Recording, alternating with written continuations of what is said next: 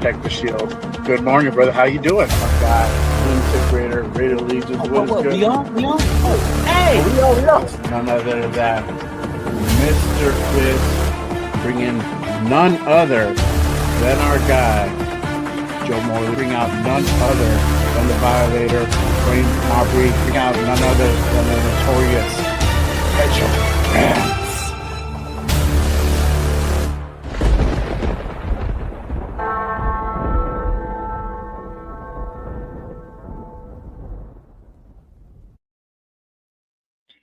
What is good, nation? Good morning, and welcome to a special episode of Good Morning Raiders. I am back. I appreciate everyone tapping in and rocking with me on this Saturday morning. Again, make sure you guys go ahead real quick. Do me a favor. Click that like, hit that subscribe if you are new to this show. All right, y'all. We got an exciting morning for you. I am back. We're going to go ahead and kick this thing off. I'm going to go ahead and bring in my guy, one of the hosts. Go ahead and do our Raider Connection show.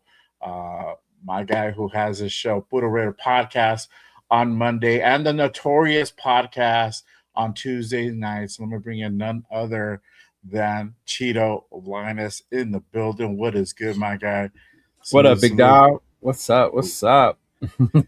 Yeah, man. Man, I'm glad you had that long intro. I got to set up all the YouTube stuff.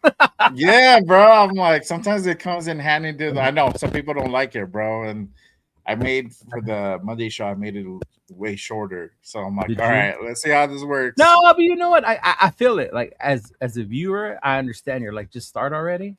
But yeah. like Rundown tells me, it allows people to come in, settle down, and sit and get ready to watch the show. Because Rundown does a long little intro too. Yeah. Mm-hmm. Yeah, because it lets people just come in and just. You forgot Monday morning, dog. You forgot Monday morning. State of the Nation okay. Rundown. There you go. There we go. Yeah, my work schedule actually allows me to. That's why I had to switch from Monday to Wednesday because of work. I don't get out of work on Mondays till like 8:30, 9 o'clock now. Yeah. Oh wow. But I don't start till later.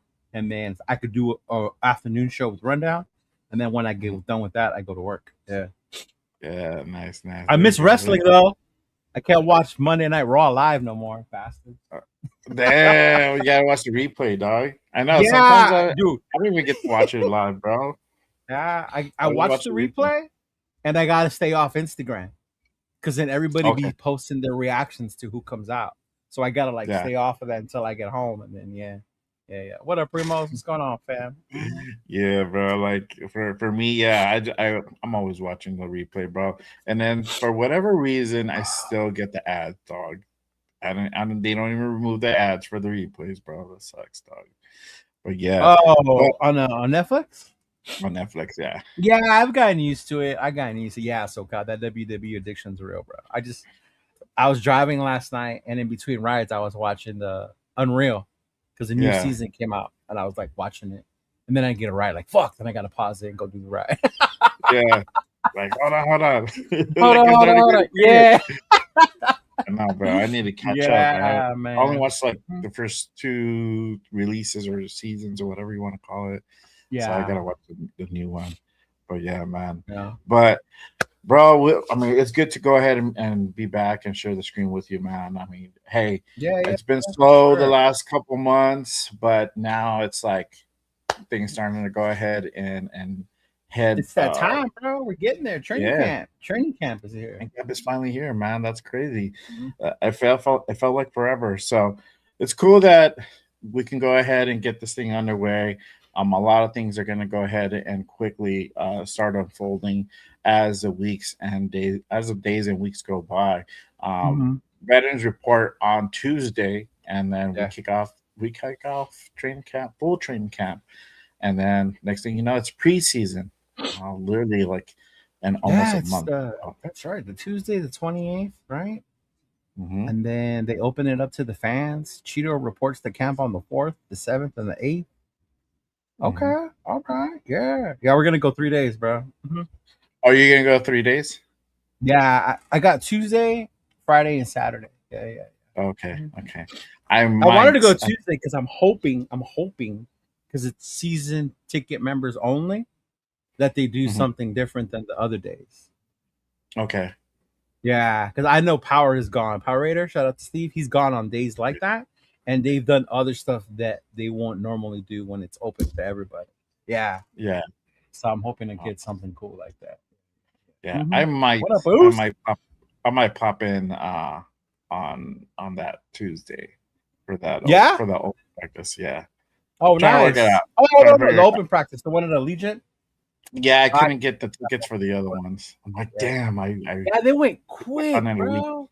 Yeah. Kubiak's definitely not Pete Carroll. Yeah. Exactly. Pete Carroll opened it up, let motherfuckers line up. It didn't matter if you had tickets. Like, no. This year it's like certain days, short amount of time. Like, yeah. Which is cool, I guess. Yeah, the only thing I'm mad about is the open practice. They made it on a Tuesday, bro. Yeah. I'm like, why? Fucked up my whole plans, man. I gotta figure it out. So, but it's I can't go this year if it's on a Tuesday. And then we went last year, but we took Noah. It was on a weekend. We took Noah on a weekend last year. Yeah. I remember we were there. Yeah. So, yeah. Today, like this. That's when Noah felt Vegas in the summer and he didn't like it. Because before that, I had only took him in November and December, so it's a lot colder in Vegas. So he went in August, and he was running to the car, bro.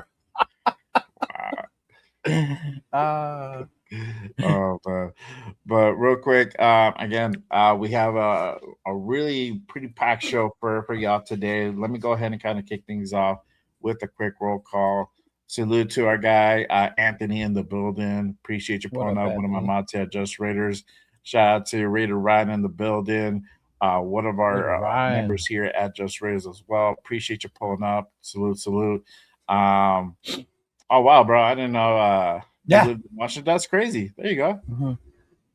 Man, hey, it happens, bro. That's dope. Hopefully, it doesn't happen to me. I'm gonna try to keep these guys.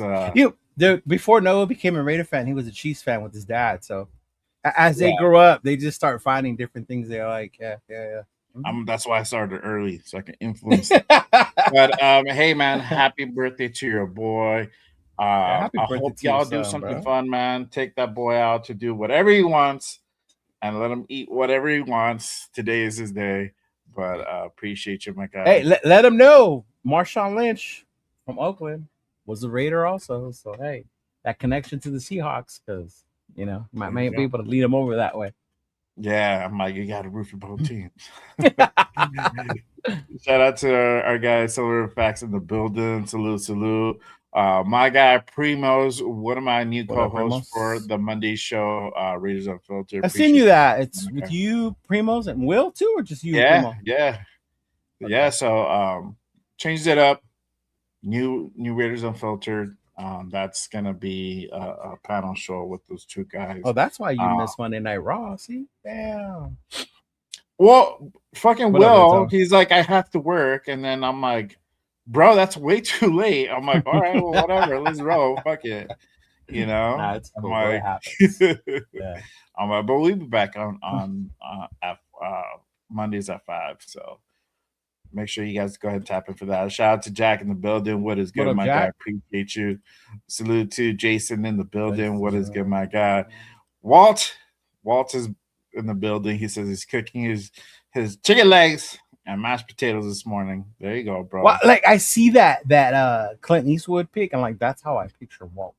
I do picture Walt like that, right? Like from Gran Torino, Clint Eastwood. Like that's how I picture him. If I like, this is the closest thing that I look. I'm gonna use this picture, bro. Yeah. Shout out to Walt smoking that chicken, bro. Shout out to Big Look in the building. Big Look, yeah, bro. Hey, I got fully set up, so that, and then y'all can just pull up, get your coffee, get your drink, whatever, get your mind right, bro. This morning. And shout out to my boy Big Lug catching strays in the chat on my Facebook. People trying to tell him how to fan. People trying to tell Big Lug how to fan, bro. Leave him alone. Way over there telling everybody what to do. Big Lug, you're bullying everybody over there, bro. Dude. Shout out to Yaya in the building. What's good, my guy? Bloody Raider, as always. What up, Bloody? And salute. Let's see, Michael Guerrero in the building. What is good, What's up, my my guy? brother? Appreciate you Yeah. pulling up. My guy Raider Ryan with the $5 special this morning. With the hold on, dog. I got to go ahead and do a route real quick. I saw you said tell yours was better. I did, bro. You're like, nah, man, we gotta change this up. And he's like, no, There's nothing wrong with Eric Allen. I just didn't like the way. I don't know. I like. Yeah, because it's just a different vibe, bro. But no, I still got the OG. I just had to go ahead and remove the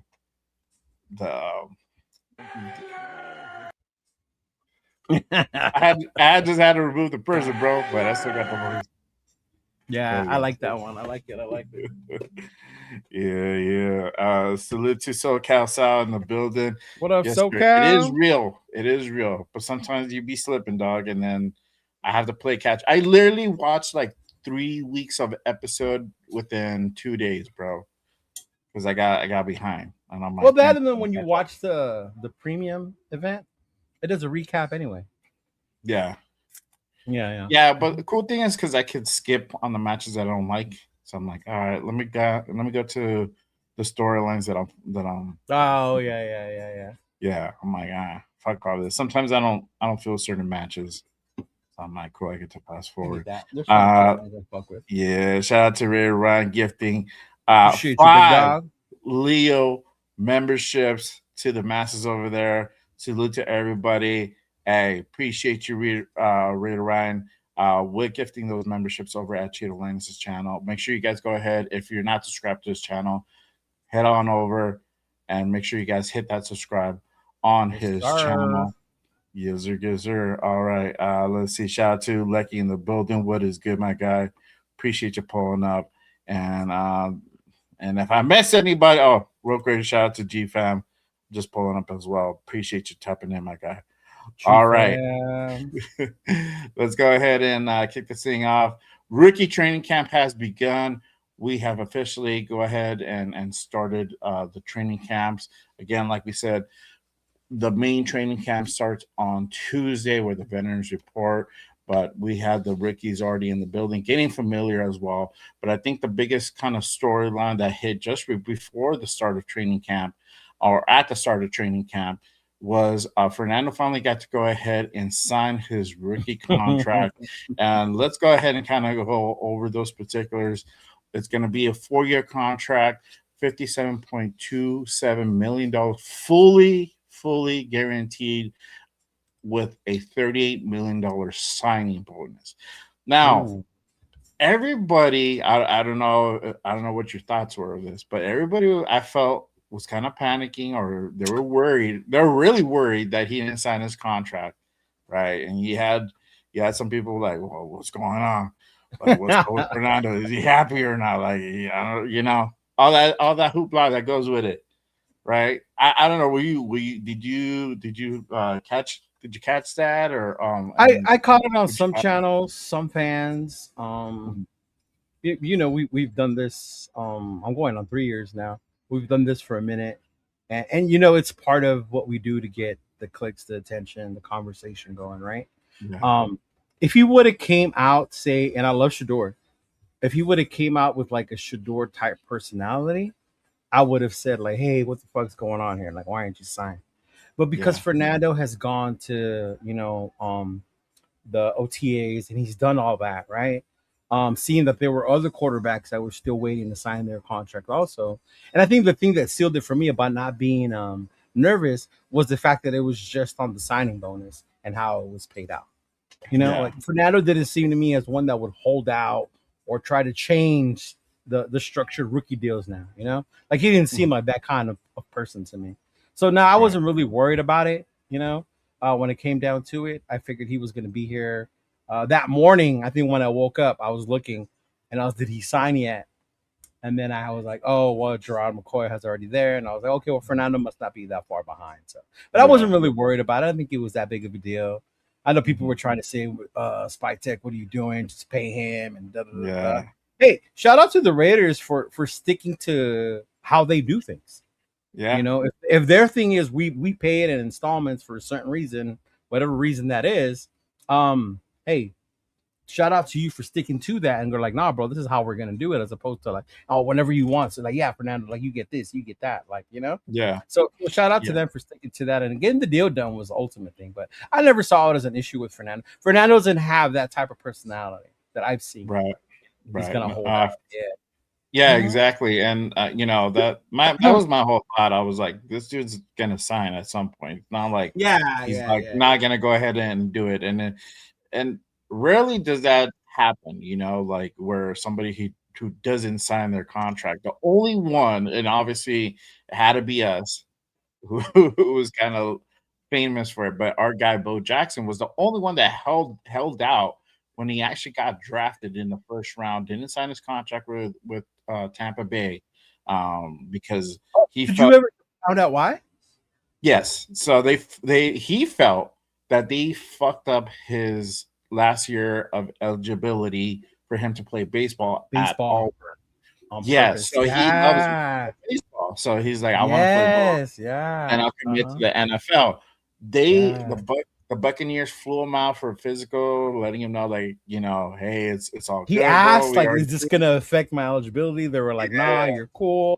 Like, yeah, don't yeah. worry about it. Everything's good, bro. It wasn't.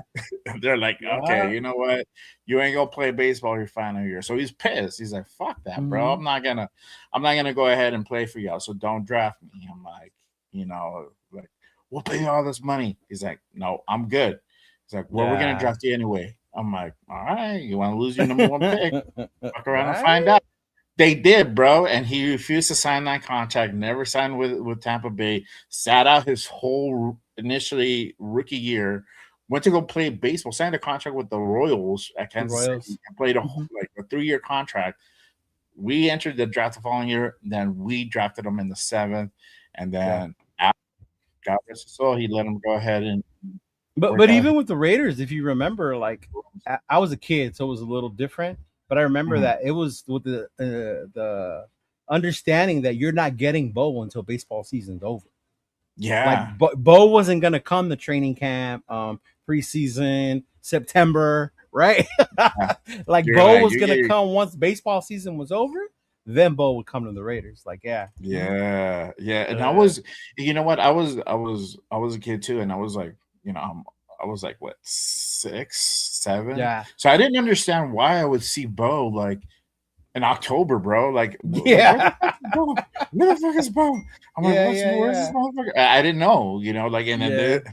the internet wasn't prevalent back in those days, so I No, it couldn't like wasn't. Google Yeah, it. yeah, yeah. Yeah, and I'm like, okay, I think I had to go read like the newspaper or something like the LA Times to find out like, oh, okay, this is what's going on. That's how old I am. I had to go read newspaper, bro, and not online. The one you're holding in your hand. I want Hmm. to get ink on your fingers. Yeah. That's They had the how. newspaper and then the sporting magazines. Like I Yeah, would read like the sporting news and stuff like that. Yeah, I was yeah, different. yeah. No, that's Yeah, how you yeah, used to yeah. get your news, not fucking What Twitter up, or like Malabot? ESPN, bro. So Yeah, it's so that's different. It's so different now. The access, how quick we had. Like, yeah, that's what's so different about ESPN now. I used to wake up and put it on, and then yeah, just have Sports Center playing the whole morning. It yeah, would repeat the same highlights, but yeah, it was just yeah. different. Yeah, yeah, yeah. Yeah, exactly. Now it's like you can like, all right, let me see what's going on your phone, which is insane, Hmm. bro. So, but yes, the whole contract issue with Fernando was because of the signing bonus. He essentially wanted to have it paid out one lump sum. Raiders traditionally paid out signing bonuses through installments throughout the years or throughout the Klarma, contract. baby. Yeah, so I couldn't find out exactly what terms they came on that one. Spot track Yeah. just says 38 million.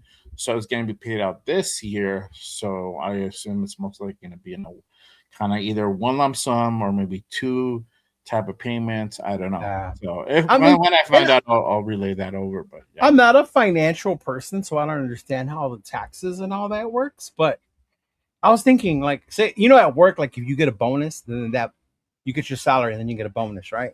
But right. that bonus gets taxed also. And then you get Yes. mad. You're like, what the fuck?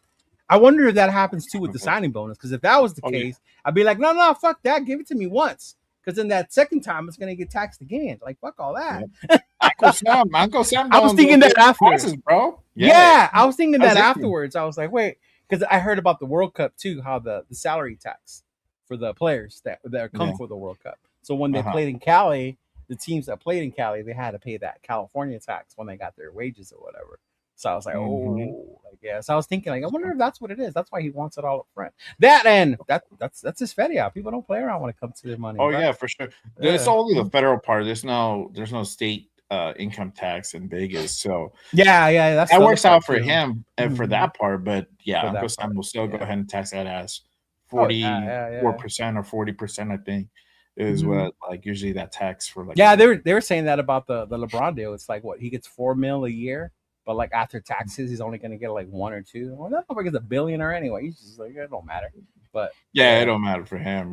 But this is barely starting out, so I can see like why he would want to get everything in one lump sum. He's trying to get situated in Vegas and everything, even though he has this. As a matter of fact, my re-enlistment bonus, Jay, was taxed that way.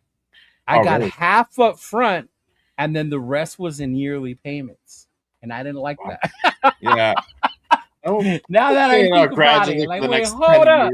Yeah. I was like, wait, hold up. Like winning the lotto, bro. You can take one lump sum hit, or you can go ahead and gradually get a payment for like the next 50 years. Yeah, and that was back when they handed you a check after you signed. You signed and they would hand you a check. Yeah. All right, Fernando. Good for you, man. Get your money. There you go. Yeah, he's like, fuck that. I want everything. But now that that's out of the way, I mean, I think this is more than that needs to be said. This is really his first test in this Raiders offseason. Me and you have talked about in the past, like, when they're at OTAs or like a mini camp, they're not really getting tested. It's more like they're getting familiar with the system. They're kind of getting, back into shape. But really training camp is like when you start getting, full gear, putting the pads on, and you really start, feeling how kind of the in-game scenarios are going to be. So obviously, one thing that we had talked about is having him get out there and potentially getting, some reps in, and then, he go get finally hit, and how he's really going to go ahead and respond to that. How are you feeling about Fernando going into this training camp? What are some of the tests he's going to go ahead and kind of encounter, the first few weeks? And I think it's for Fernando. I think it's so much more with the preparation for the NFL. I think physically and mentally, he's proven he's tough enough. Like I said, he's different than some of the other college players that I've liked. And in a good way.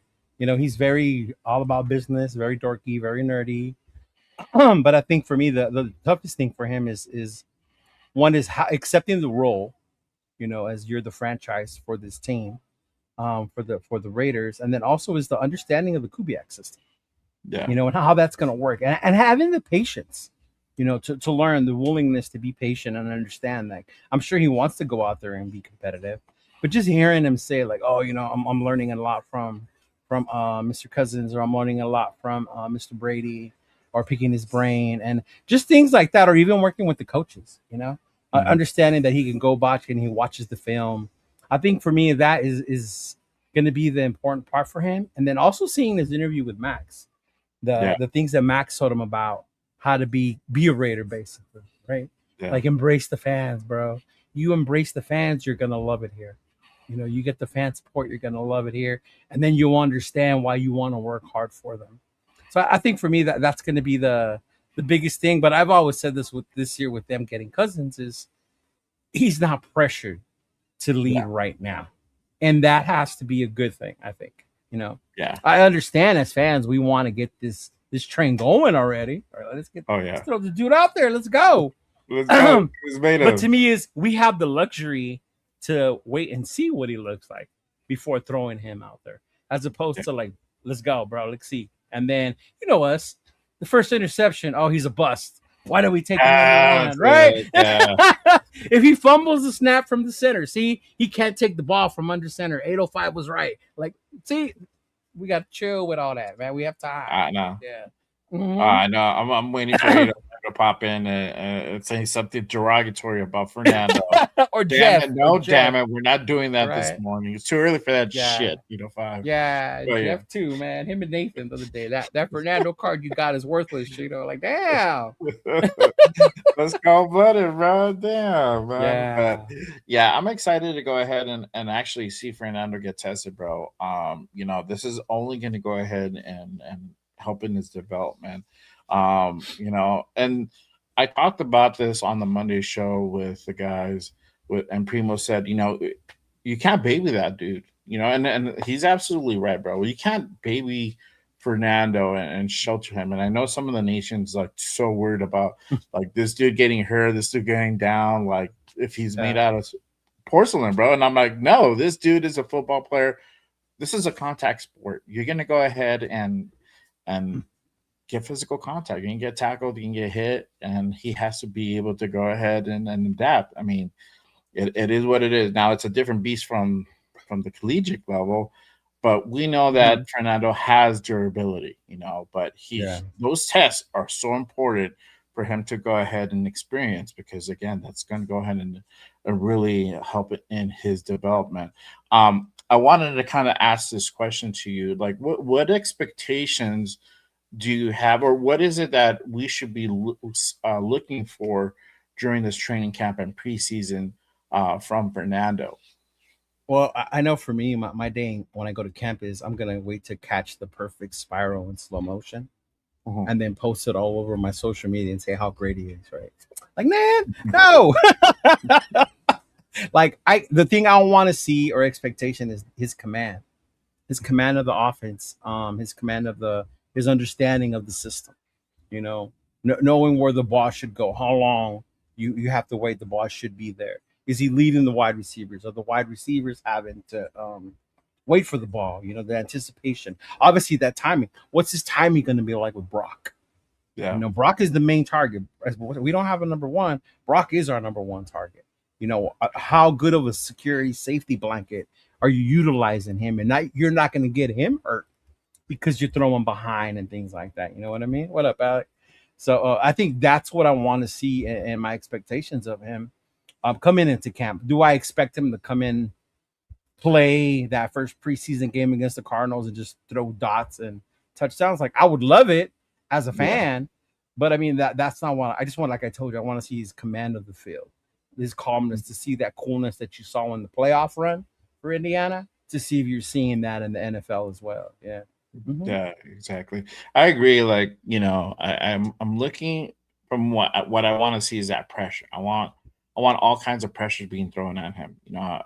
This is the moment. This is the time where you really want to go ahead and test this kid out, right? And see how he, like you said, how he reacts under pressure. If he's calm, is he able to go ahead and really, lead the team and do all the adjustments necessary when pressure is in his face, because he's going to be seeing things that he's probably never seen before. He's going to be seeing dudes coming at him 10 times faster than what he did when he was at Indiana. It's a total different beast. So, for me, I want to see how he reacts to that pressure, how he's able to go ahead and read some of these defenses, if he's able to go ahead and either audible, call his timeouts, or whatever adjustments he needed to go ahead and do from that previous drive to the next drive. All that important stuff is key. That's kind of what I'm looking for. That Houston one, bro, that defensive line that have at Houston, that's going to be the one where it's going to be like, okay, you're going to feel the heat either in practice or in that preseason game, bro. But you're going to have to respond one way or another during that Houston spot. Mm-hmm.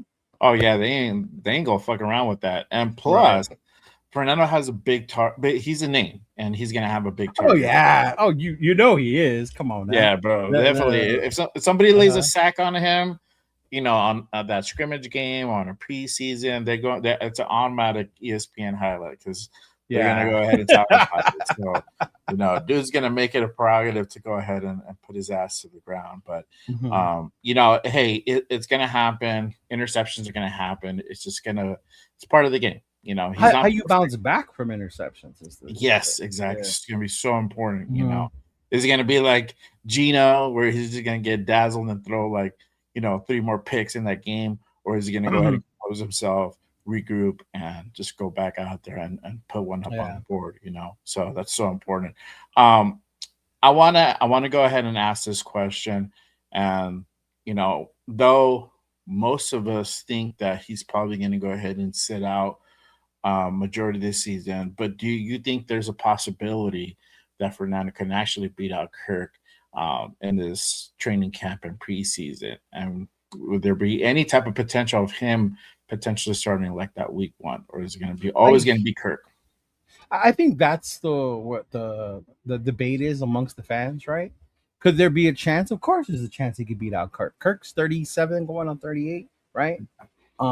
He's older. He might be fragile.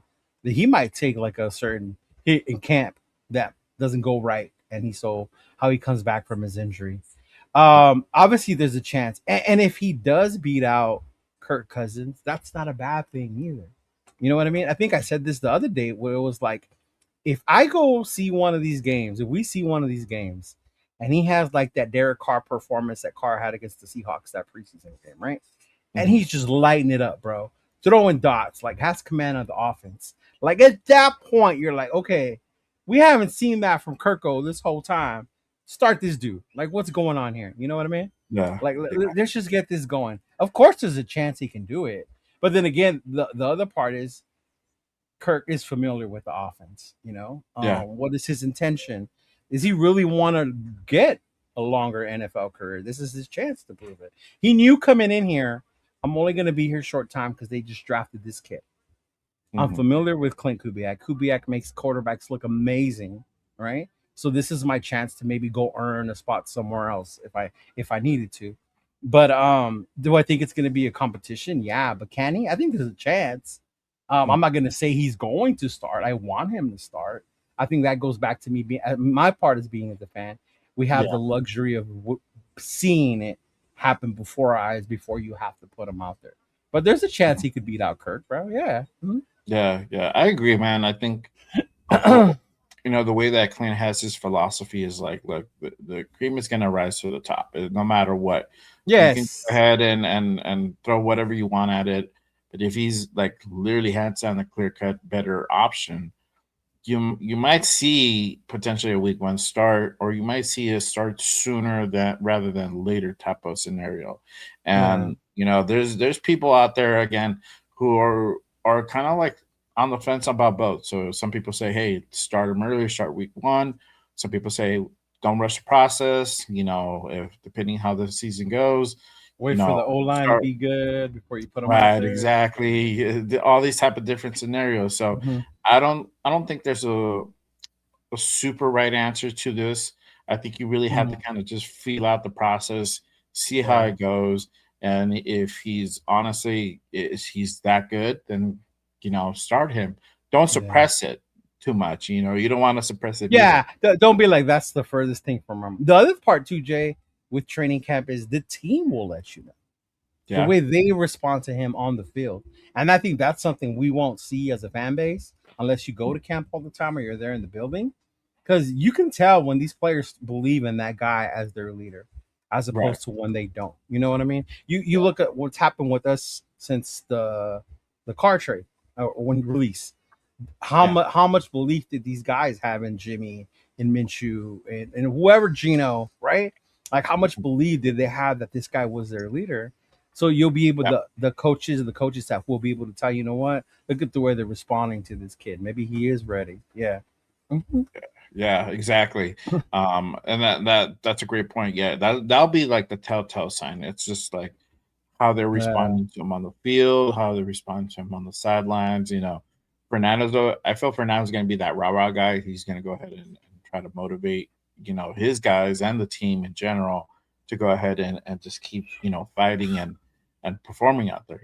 So Yeah. it'll be interesting to see kind of what happens there.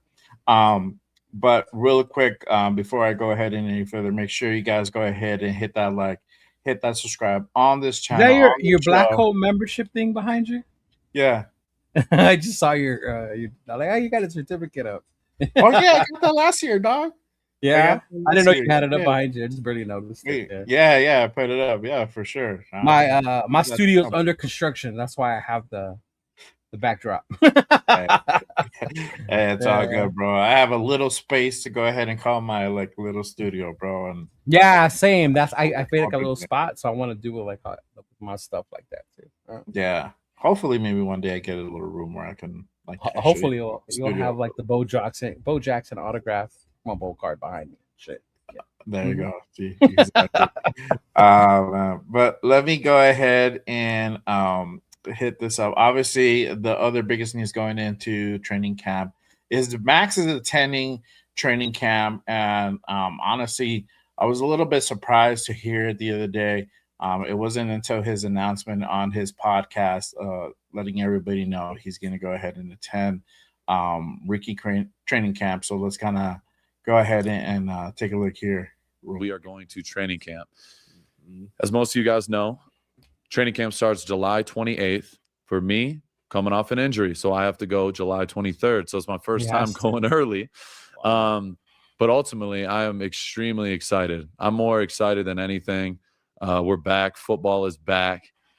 It's fucking go time, Dude, and I it feels cannot so wait, good. bro. I get butterflies thinking about it, but nothing has changed. I'm in the building, doing my thing, rehabbing, flying around, lifting, training, recovering, the whole nine. And it's been an incredible off season. We are going to train.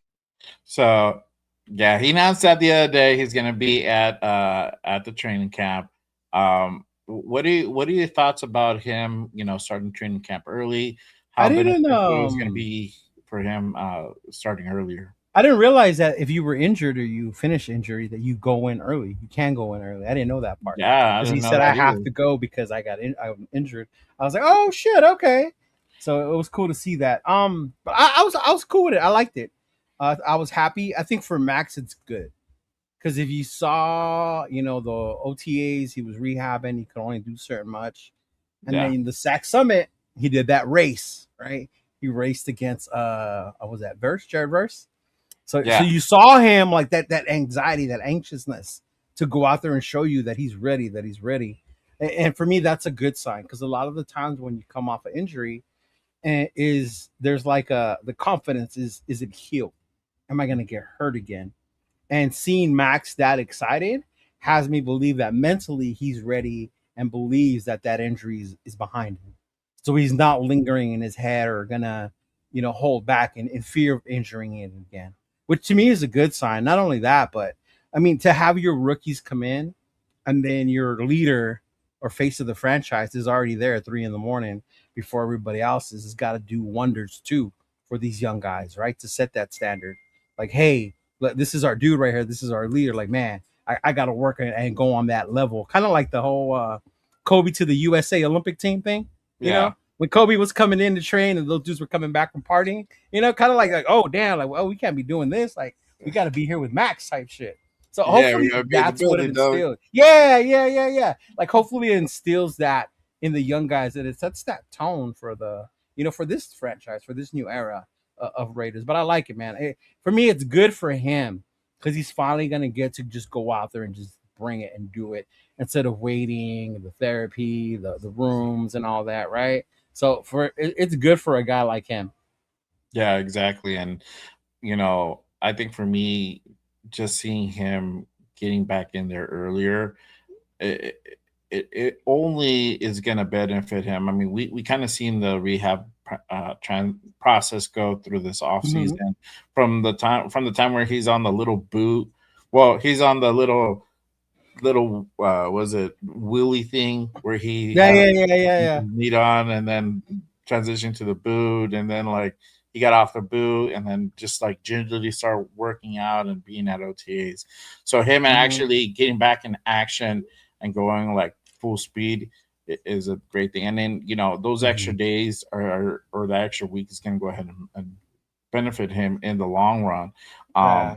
And I think with that being said, I think the question obviously and goes, are we going to see a better version of Max this year with the whole things like going off early in the offseason with the whole, trade trade bust that happened with Baltimore. Him wanting to test, if the grass is green on the other side, and coming back and kind of seeing how things are outside of this organization, outside of this fan base, kind of how the treatment goes. Going back in here, going through his rehab, is he going to come in with that chip on his shoulder? Are we going to see that better version of Max? He's just really going to go ahead and make a statement this season. What are your thoughts about that? I think so, bro. Especially that chip on his shoulder. I'm sure some with the nation, the whole Flock Nation thing, but I think it's more with the fact of how it went down in Baltimore, where the team traded you, there was interest, didn't mean we didn't want you, but at the same time, 2 first rounders, they were thinking about the franchise. But the way it went, where you got there and they didn't believe in your ability to come back from that injury, they were like, nah, we ain't ready to invest like that, because of whatever they saw on the x-rays or physical or whatever. So for someone like Max, for someone to not believe in him again, is definitely going to be that chip on his shoulder. And then what better way than to come back to the place that embraces you, other than Jeff, right? Yeah. Come back to the place that embraces you, and just go all out, right? Not only that, and to see when he left, bro, like, can you imagine getting traded away, and as you're going to your new team, they start adding weapons to your side of the field. Yeah. Right? Like, they added Kwity Paye, Nakobe Dean, Quay Walker, bro. Quay Walker to me is one of the biggest additions as well. Like, seeing that and you're like, well, damn, why couldn't they do that when I was here? Right. But then now you're back. Yeah. Like, now you're back. Yeah. And they still were able to keep those guys with you. So to me, I think it's just even better. Not only that, your guy, is now the defensive coordinator of the team. Your D-line coach, who's been working with you forever, right? So to me, everything's pointing that it should be a great season for him. Well, my whole thing is stay healthy. Stay healthy, do your thing. Go out there. You're always gonna go all out. I will never doubt that Max is always gonna go all out. Never. But I just want him to stay healthy and just go out there and prove the haters wrong, bro. And for a guy like Max, like, that's the last thing you want to give him. It is a reason or a chip on his shoulder. Yeah. After all this hype on him. Oh man, I swear. Bro. You already know Jeff, bro. He's not he's quick to go ahead and let everybody know. I feel like we are probably gonna get one of the better versions of Max that we've gotten in a few seasons.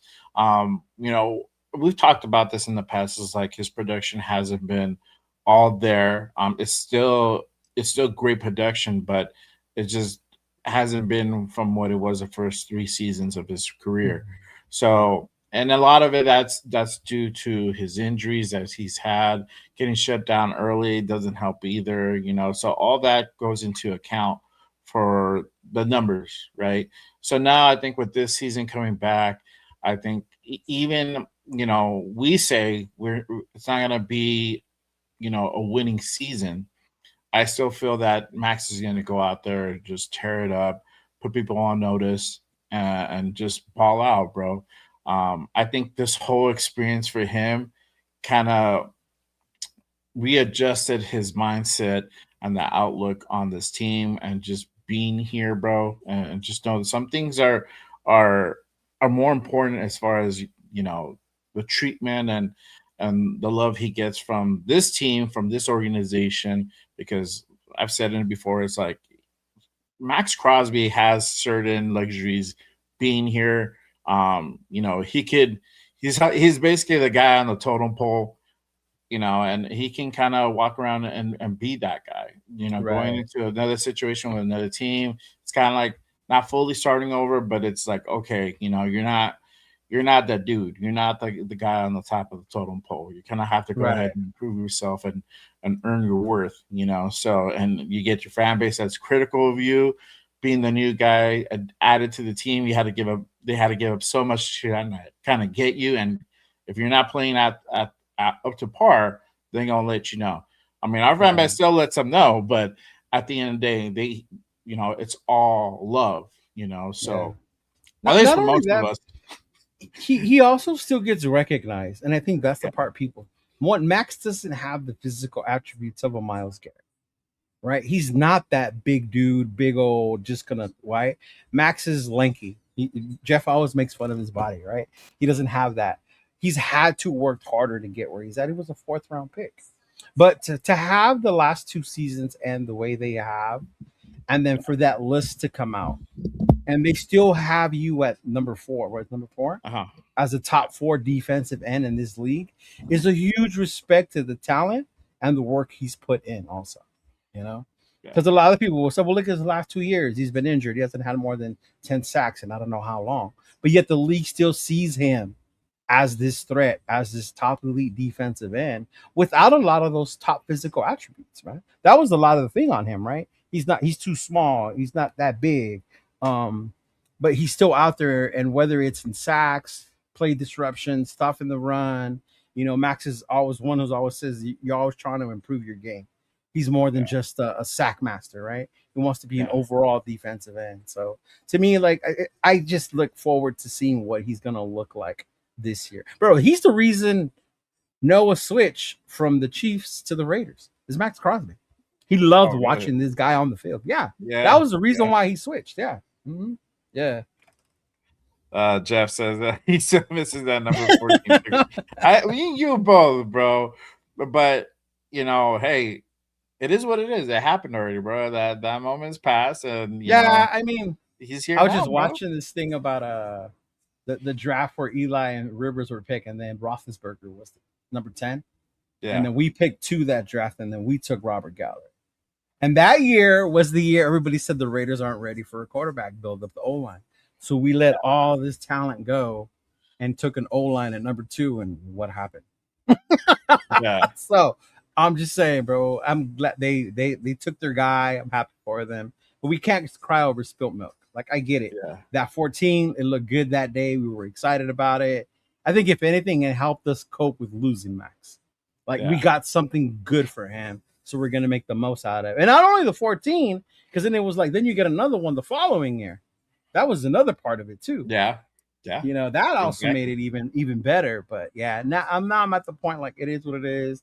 It didn't happen. Max is here. He's in the building, and I'm excited. Yeah, me too, bro. And I can't wait to go ahead and see what Max is able to go ahead and do. You know, this training camp and preseason, and definitely the regular season as well. But let's go ahead and shift over and talk about the rookies. So obviously, rookie training camp started on Thursday.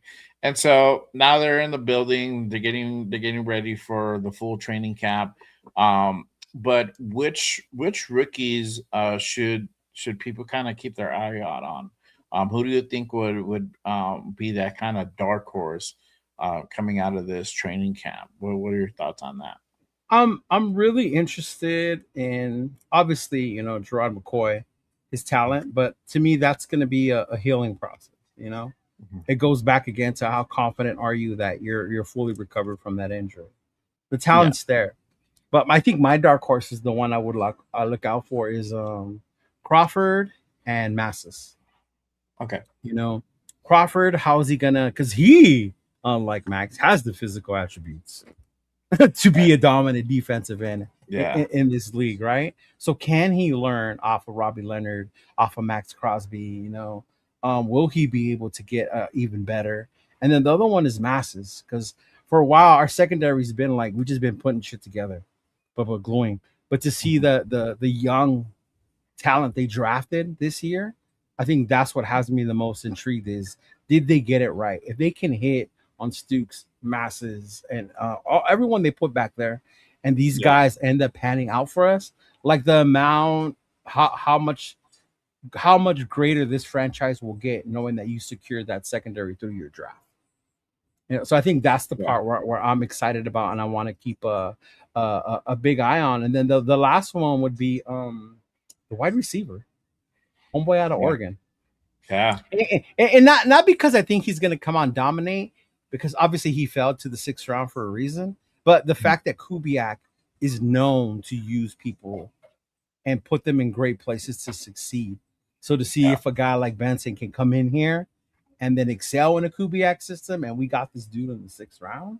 Like, wow, like that would be amazing to see, you know. But then again, like these are later round picks. Your expectations shouldn't be day one starters, but it's something to look out for, you know, to keep an eye on. Like, how well did they do with this draft? You know, time for them to come out and perform. Yeah, for sure. I said that like when the just right after the draft on those two guys. You know, Zeke Massis, his tape looks incredible, bro. And if you guys haven't watched this tape, go ahead and find it on YouTube. It's really really good. So he was the only one that scored right against Indiana in that Oregon game. Yeah, it was Benson, so, yeah. right? Mm-hmm. Yeah. And then you got Malik Benson as well. So you know, he's coming in. You know, for me initially, I like them more on the special teams on the punt return, because now you got also another punt return threat. You know, his speed is crazy. You know, but also that, you know, he's a pretty good receiver. So just having another person in there that can also add some more depth to that wide receiver room, and then hey, if he's able to go ahead and really outperform his actual draft pick, then that's even better, right? But those are kind of some of the guys also too that, you know, we feel that everybody should just kind of keep an eye out for. Let me ask you this though: who do you think could sink? Who do you think will be playing? I don't know about this guy. He might not really go ahead and kind of live up to the hype, or you know, I will see the hype. But I think as a nation, we want our O-line to be so good that we're already placing Zune at left tackle. You know? And I think we should chill and pump our brakes a little bit on the expectations. I think even 805 said the other day, we want to put him at guard. Like, how long did he play guard for or whatever? Right? Not that I think he could sink, but it's like, let's see the way he gels into this offense before we start crowning him the steal or our future left tackle. You know? That one would be one as a rookie that I would be like, okay, let's chill, let him develop. Oh, who would be another one? I don't know, because I hate to be the Debbie Downer on our draft picks. I know, right? But there's even that draft day, like, I had that. Know. I mean, I made that face with Stooks when we drafted him, but it had nothing to do with Stooks. It was more with I wanted that big wide receiver. I wanted that big defensive tackle. And they were there when we passed on him. Yeah, that it was more like that when it came to that. But there, I guess in this draft, I didn't see anybody were like, well, why the hell did we take him? You know, like last year when we took a touchdown Tommy and the other dude that ended up going to the Dolphins, the other quarterback. Like it was like, why did we take both of them? Cam Miller. Like why did we waste on those two? But I think the one that I would like not I would say I think he's gonna fail. But I would slow down and pump my brakes on Zune being like a day one starter for us. I mean, if he does, great. You know, that'll be awesome. Mm-hmm. You know, for me, I think, you know, I would say probably Cleveland, Brandon Cleveland, the defensive tackle we got in the 7th round. You know, I don't know. He could potentially be on the bubble. Like his tape is okay. Like it's cool, you know. But at this level, might be different. He's a 7th round pick. It's not. You're not expecting a whole lot there. That room is a little. It's kind of thin. But either way, I don't expect too much of him. Zune, I don't know necessarily if he would sink, but I think just kind of the hype around him, people might feel that way. You know, if he doesn't get a starting role, you know, what does that say? You know, type of deal. But I think, you know, him going into this camp, I think he's going to be competing for some of these positions. You know, I think they're going to go ahead and try to find where he best fits, you know, where he fits the best at. I don't think they're going to try to force it too much, you know. And that's a cool thing about camp, you know, that you're going to be able to go ahead and find out the strength and weaknesses to some of these guys, where they fit best, and where they're going to ultimately, where is the best place to have them operate in this new system. So yeah. What about the running back? What's his name? Not Washington. Big Mike Washington. No, the other one. Oh, Hemby. Hemby. Yeah, Hemby's the other one. Yeah, for I like Hembley, and I think like he is a good running back 3, and he's gonna be the type of dude where you can have him come in on certain scenarios, either to help with the block, to go ahead and either take punishment when it's like a uh, short situation, or you need to go ahead and kind of just push the ball out of, if you're deep in your own zone type of scenario. He's gonna get very limited reps, or you just want to go ahead and kind of give that different look, and you want to, you're using him more for scheme. But I think he's a good running back. I don't even expect a whole lot from him either. He could potentially sink, but I think with him, I think he's gonna find his place somewhere in this roster. So yeah. it'll be interesting. Yeah, I But forgot about Cleveland, but I think of it that it's a 7th-round pick. So he's a round like it's not like last year where I was like, oh, JJ Pegues is gonna come in here and dominate and rush for a touchdown. Like, bro, relax. They were later on picks. Like, yeah, exactly. Let me ask you, who do you think is going to be like the clear rookie standout?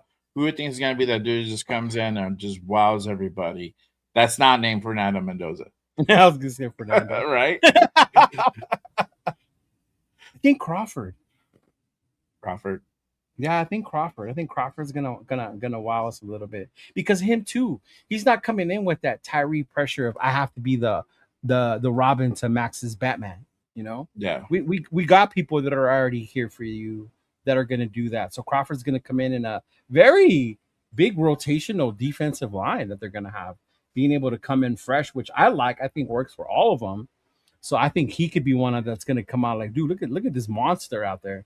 Being able to come in, and then he's going to be able to demand more reps as the season goes on, depending on how Kuntz recovers. Yeah. But Crawford for me is one. Yeah. Mm-hmm. Okay. Yeah. I think for me, I'm going to say Jermon McCoy. I feel like if he's healthy and if they clear him to go full blast in training camp and preseason, I think we're going to see why he should have been drafted number 1. Like why teams fucked up and like passed on this dude because of the injury. And so yeah. So I think he's going to be one of basically the clear standout, and he's going to potentially maybe fuck around and take somebody's job if they get him to go for the regular season. And it's kind of looking that way. I haven't really heard that they're going to go ahead and sit this dude. They haven't said that they're going to make him do the surgery or anything like that. They're just going to kind of let it ride. So I think with Jermon McCoy, we've always known it's kind of that it's a short-term kind of scenario for him.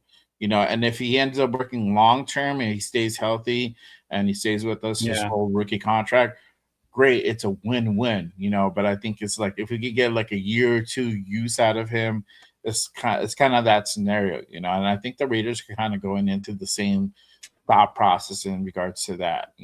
I think the other guy too is probably gonna be Stooks, bro. I think Stooks is gonna show out why he's that 2nd-round pick. This guy's versatile at free safety and also at the nickel. I said on Monday, like I feel like he's going to be competing at both of those spots. They're going to go ahead and just kind of let him find his dominant position, and they're going to go ahead and put him there. Or they might use him for different packages where they might have different looks. Nickel. Yeah, different looks. So it'll be interesting to see from those two guys what happens. But it's crazy that like the standouts are defensive guys. Normally it's like you get this big, you get this wide receiver. I know last year was like the hype was a lot behind Thornton. Remember, like they were pumping up Thornton all the time. Like Thornton do this, Thornton do that. Not if you watch college football, Jay. Yeah. Yeah, so people were like, okay, well, let's see when actually preseason and the regular season happened. Yeah, sure enough, we found out, bro. I understood it because he's tall, he's fast, and in Madden, you look at those ratings and you can kill people in Madden. But bro, Tennessee wide receivers struggle or even quarterbacks because of the offense they run at Tennessee. That's why I wasn't believing the hype with Thornton. But I understood it. He's a big guy. He's fast. Uh-huh. Yeah. No, for sure.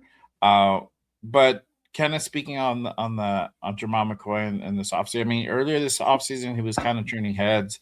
A lot of praise was coming out for him. Again, they're out there in shorts. Yeah, he's limited. Yeah.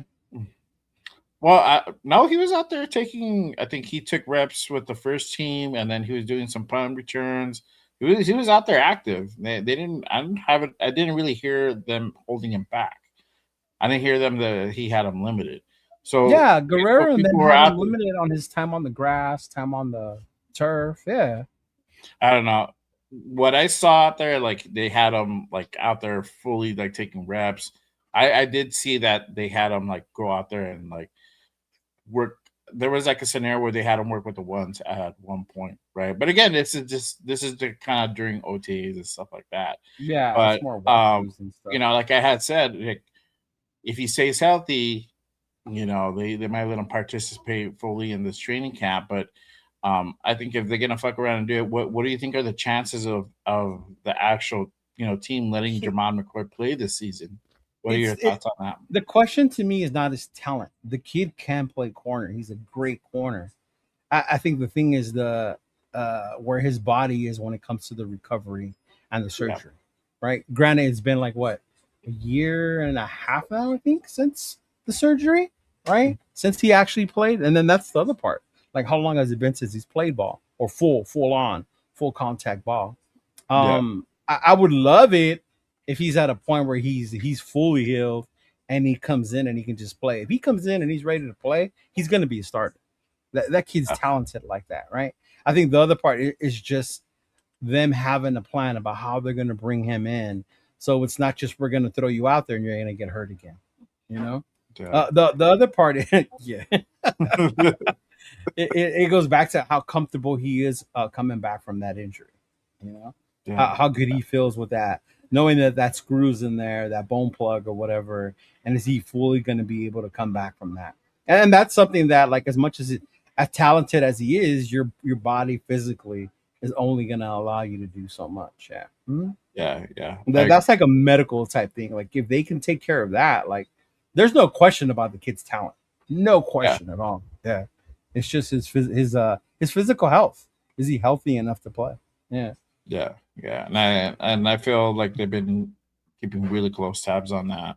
So I mean, you gotta remember, there's a reason 31 other teams passed on him 3 times. Yeah. Obviously, all the other teams did their depth research on this kid's physical health, on the surgery and the recovery, right? Mm-hmm. We're the ones who took the chance with it in the 4th round. You know, we're the ones who said, fuck it. Let's see what happens. Because the talent's there. Now, the thing is, physically, is he going to be able and be ready? And how long is it going to take before he goes on the field? Yeah. Mm-hmm. Exactly. Yeah. I think if they do let him go, they give him the green light. I think he's just going to go ahead and just tear shit up. So I'm excited to see kind of what happens there. And hopefully he does get the green light. I think it's going to be a win-win situation for him and us as well, for sure. Yeah. But let's kind of go into next week. Obviously, training camp is going to kick off on Tuesday. Fully underway events are going to be everybody's going to be in the building under one roof, and we're going to go ahead and find out who's the real deal and who's not. But who are you excited to see from next week's training camp?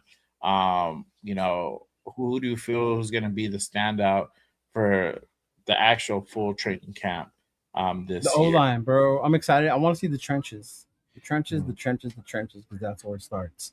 I want to see how these guys gel, who's going to stay healthy.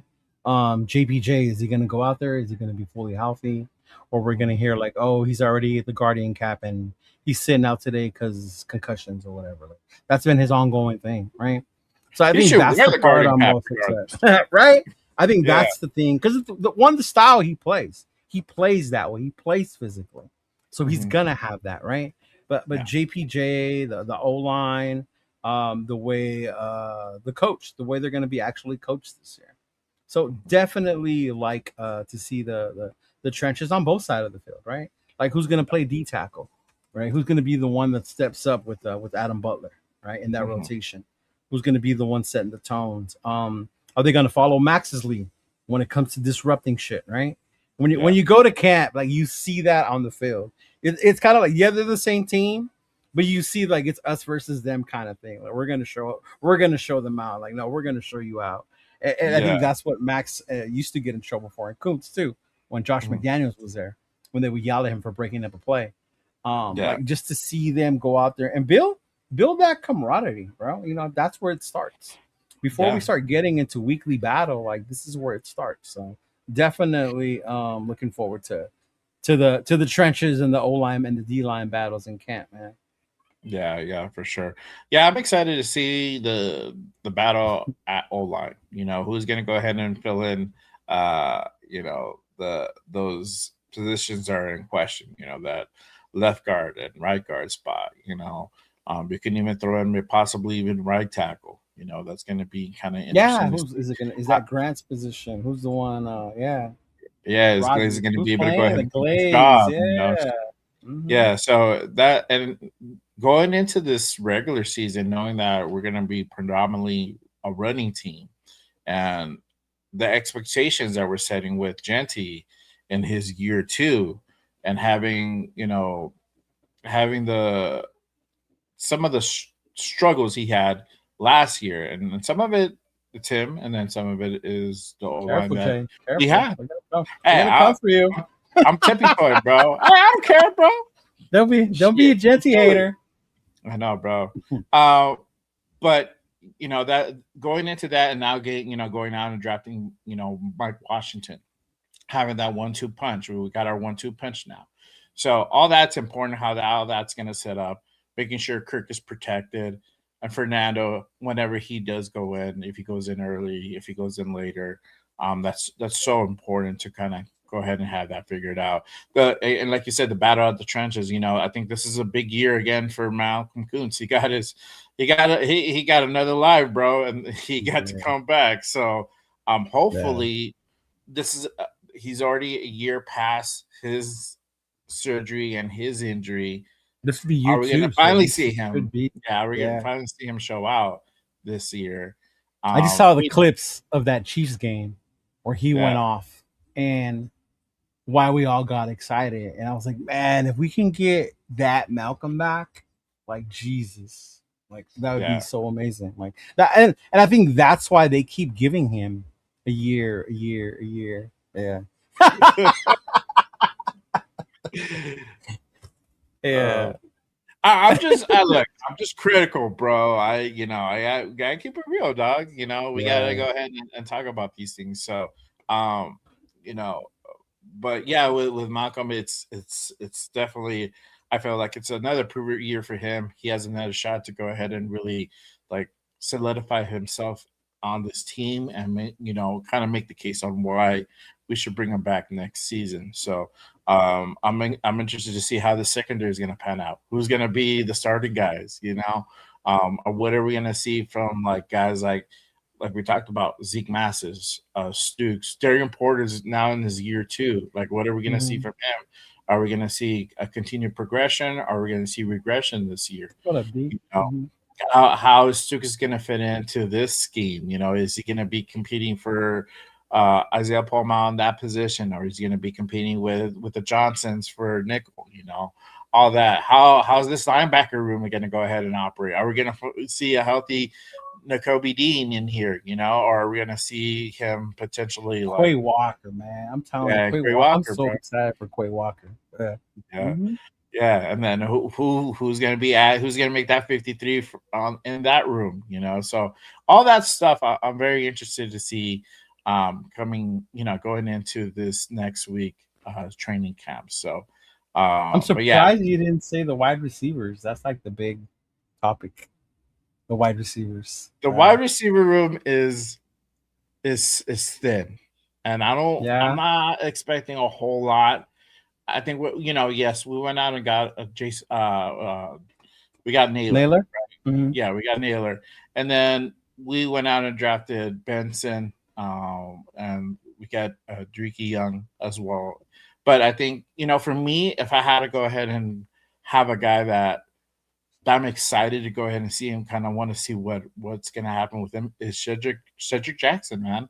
I'm excited about that. I like what I Yeah. saw last year, bro. We It was always have that everybody. preseason wide receiver hero. Yeah. Yeah. But we got to see him a little bit during the regular season too, and he was Yeah. solid in my opinion. Now, again, Mhm. how is it going to look like this year? How is it going to look like with this new system with under Kubiak? What are we going to see from guys like Trey Tucker? Are they going to go Right. ahead and really be out there and produce? Is he going to really go out there and put himself as a wide receiver one, or is Naylor going to be that guy? Even though they're not true wide receiver ones, it's just the way the room is currently You right don't now. need them to be, because you have Brock Bowers. Yeah. It would be a luxury to have a big wide receiver one. Can you imagine having a big wide receiver threat and Brock Bowers? Like, it wouldn't even be fair, bro. Yeah. Like, you can't double cover both of them. Yeah. Mm-hmm. Yeah. Yeah. And then having Genty out there that can also, catch and be another threat as well. So got all those things. How is Kirk going to go ahead and Joe with this offense? We know that he's very familiar with Clint, but how is he going to go and really adapt and play with Brock Bowers? Like you were saying earlier, like how is that going to go ahead and kind of pan out? Because he better. That's your security blanket, huh? Yeah. And like you said, for all intents and purposes, most likely Kirk is going to be the guy who starts week one. How are they going to go ahead and gel? That's the thing also too that people kind of forget. I think because we're so focused on Fernando, we kind of dismissed him in a sense, but we didn't dismiss him. We just haven't really talked about him and how he's going to go ahead and operate in this offense. I think having that relationship with Brock, and then he has that familiarity with Naylor because they played together in Minnesota briefly, but they did play together, so he has some type of continuity there. But he's still new with Trey Tucker. He's still new with some of these other guys as well. Big Mike Mayer as well. So it's just to see kind of what happens there. I think it's unfair. People like, oh, Trey never developed. Trey was never drafted to be number one wide receiver. No. If you think about when we drafted Trey Tucker, we had Tay here. So Trey Tucker was brought in to be like that speedy guy as part of that offense, right? But because we lost Tay, we lost our wide receiver. We kind of expected, well, now it's Trey Tucker's job to take that number one. So I think Trey kind of gets like the short end of the stick when it comes to that, especially because we drafted him in the third round, I think it was. But I mean, I think that's the thing with Trey, is like he's never been utilized to what his strengths are. It was more like, we're going to put you out there because that's where we need someone. And Clint, I think Clint's going to change that. Even with Naylor, obviously they saw something in Naylor when that was the guy they wanted to bring over, and they brought him over. I think the one that's intriguing to me is Jack Besh, because he was a second overall pick, right? Not overall pick, second round pick, and that's high. There was a lot of people that we passed up on that we kept trading down for. Like, I was screaming, that's 805. I was yelling that day, bro. Like, Will Johnson's still on the fucking board. Like, why are you not drafting Will Johnson? Right? And they just kept going and going and going. And then when they finally announced it, because I was cool with the extra picks, and then I saw Jack Besh, and I was like, the fuck? Yeah. Yeah. I was like, what? And then I saw Steve Smith go off about how he's the tight end, right? Yeah. And if you follow Steve Smith, he hasn't been too wrong on these wide receivers coming into the league.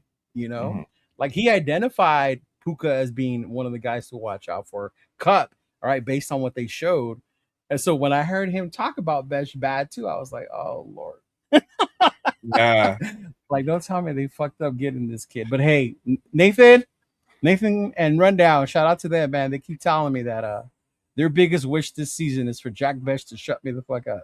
So as a Raider fan, that's what I want to happen to. Like, yeah. Well, I mean, my thing with that, I talked about it on the Monday show with these guys. The whole thing with Jack Besh is that he didn't get a lot of reps last year, and I think that's That's a little caveat that's attached to his name, right? But also on the flip side, it's like what did he do to like have limited reps? What didn't he show out in practice? What didn't he do correctly that kind of limited that? A lot of people are talking about is his start. He doesn't have No, that he can't he get can't create that separation. separation. Yeah. Yeah. His Yeah. hands are Yeah. good, but he can't create that Mhm. separation. So he can make those tough catches in traffic because he Yeah. has those guys because he can't create separation. So it's going to be interesting to see how he does this year if he's able to improve that part, and being now in a Clint Kubiak system, known for how Clint can, scheme guys open. Yeah. How is he going to do that? Is he still going to be able to go ahead and make that happen? Yeah. Because if he is, then that's going to change the whole outlook on this offense, because now you have another weapon, or maybe a guy that you can go ahead and count on third down situations, that third and Renfro, type of dude, that you can go No, but ahead you got and, Brock for that. Like you don't need another tight end. You don't need another tight end. Like Jesus. Yeah. But no, and I get it. Like, and people are like, oh, he's a great blocker. Are you telling me we drafted a wide receiver in the second round to block? Like, come on. Like, no. Like, that was your opportunity to go get a playmaker. But exactly. I mean, yeah. I was a little bit disappointed when I heard he got drafted, knowing some of the other guys that were kind of still on the board as well. Mm-hmm. Like just wide receiver base. So yeah, there was. I know that 805 said there were better wide receivers still available. There were better wide receivers, and shout out to 805, bro. I was listening. I was tapping into Ben's show last night. The Silver and Black Lounge. Shout out to him.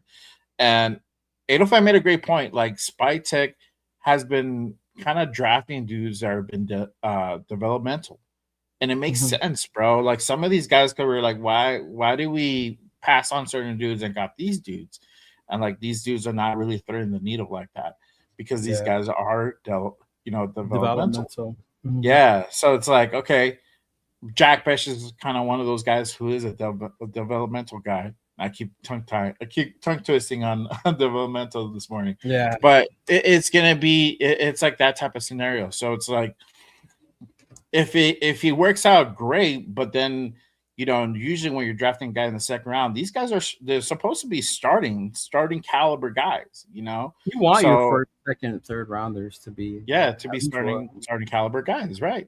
And so there was questions around him last year, and there's even more questions this year. So and I put up that short the other day, and everybody's like, because Will said, hey, if this guy doesn't pan out by the end of the season, you need to cut him immediately.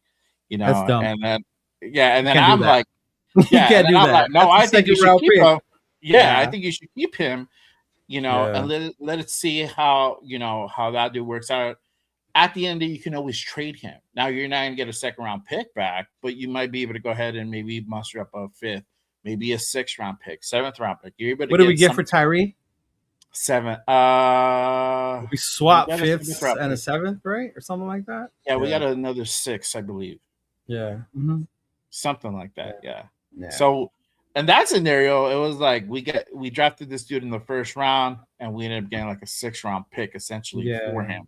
And I think honestly, the way that he was playing, that was probably the best outcome for us.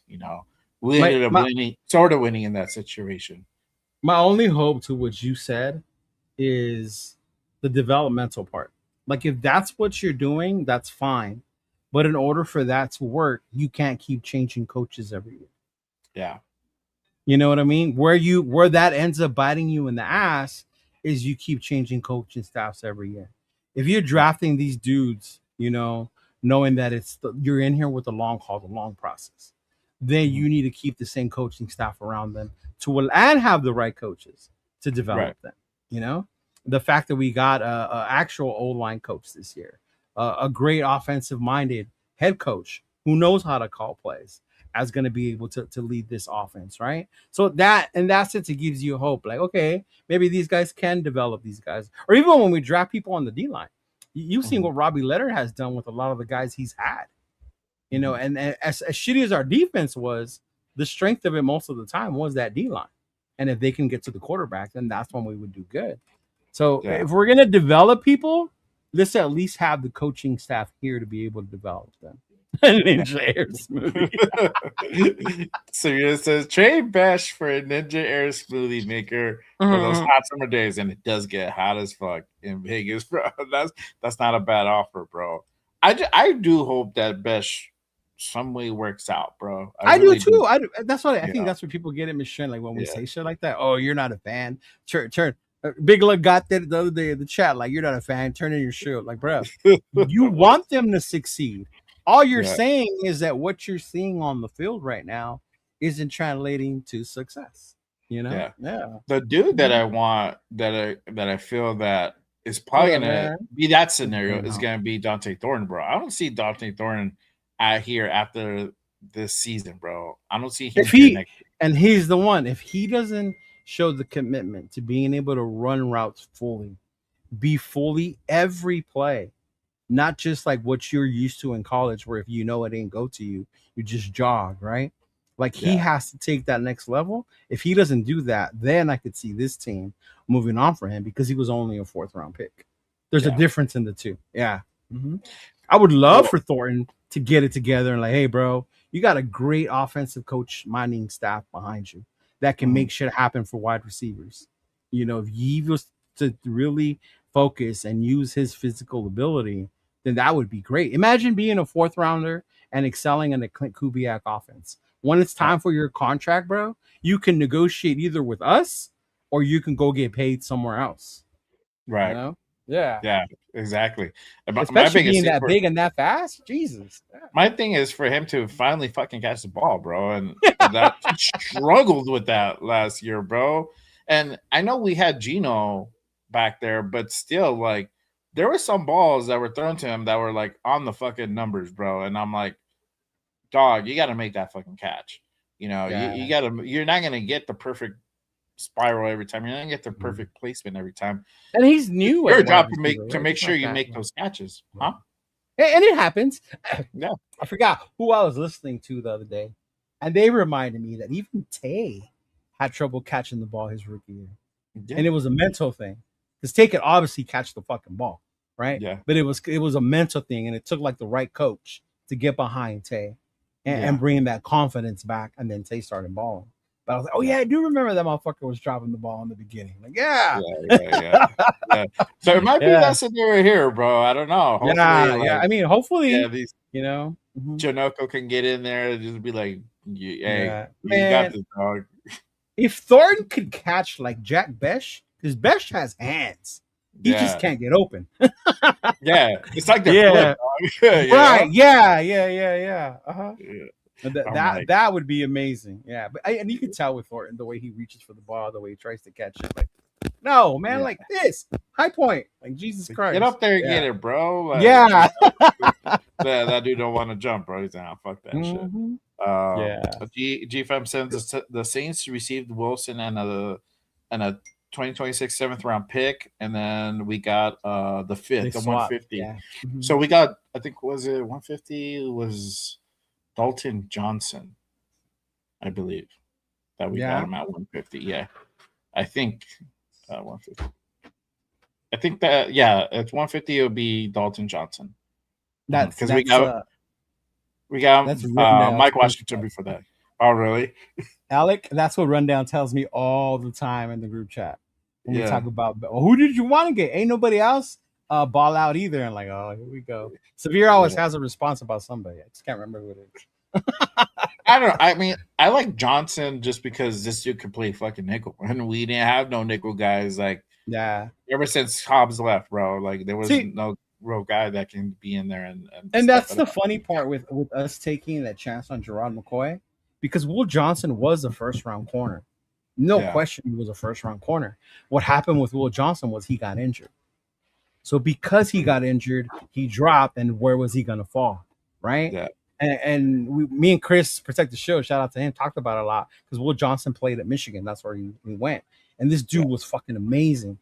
So when he was still on the board, that's why I was like, get Will fucking. And then you saw him recover from his injury, and then he balled out with Arizona, and it was like, man. Yeah. Those strong hands. Yeah, shout out to Ben in the building. What up, Ben? Silver and Black Make sure you guys Lounge, go ahead and catch Silver and Black Lounge. They had a great show yesterday with 805. Did they get their 3 members so they can start giving away the jerseys? I know he said they were almost there. Yeah, I think I heard him say something about the jerseys. So, all right. Yeah, it was Nutty Raider and Dirty Raider. Okay. Yeah, on with 805 as well. So, yeah, make sure 805 was on there with them. Yeah, it was that's why I heard 805 say like some like Spytek's been like drafting like developmental guys, and honestly, like I didn't think about it like that before up until he said it. I'm like, oh, now it makes sense why we got some of the guys that we got, because some of these guys were like, like what was it? Rogers, right? Is the one that came from William and Mary, the small college.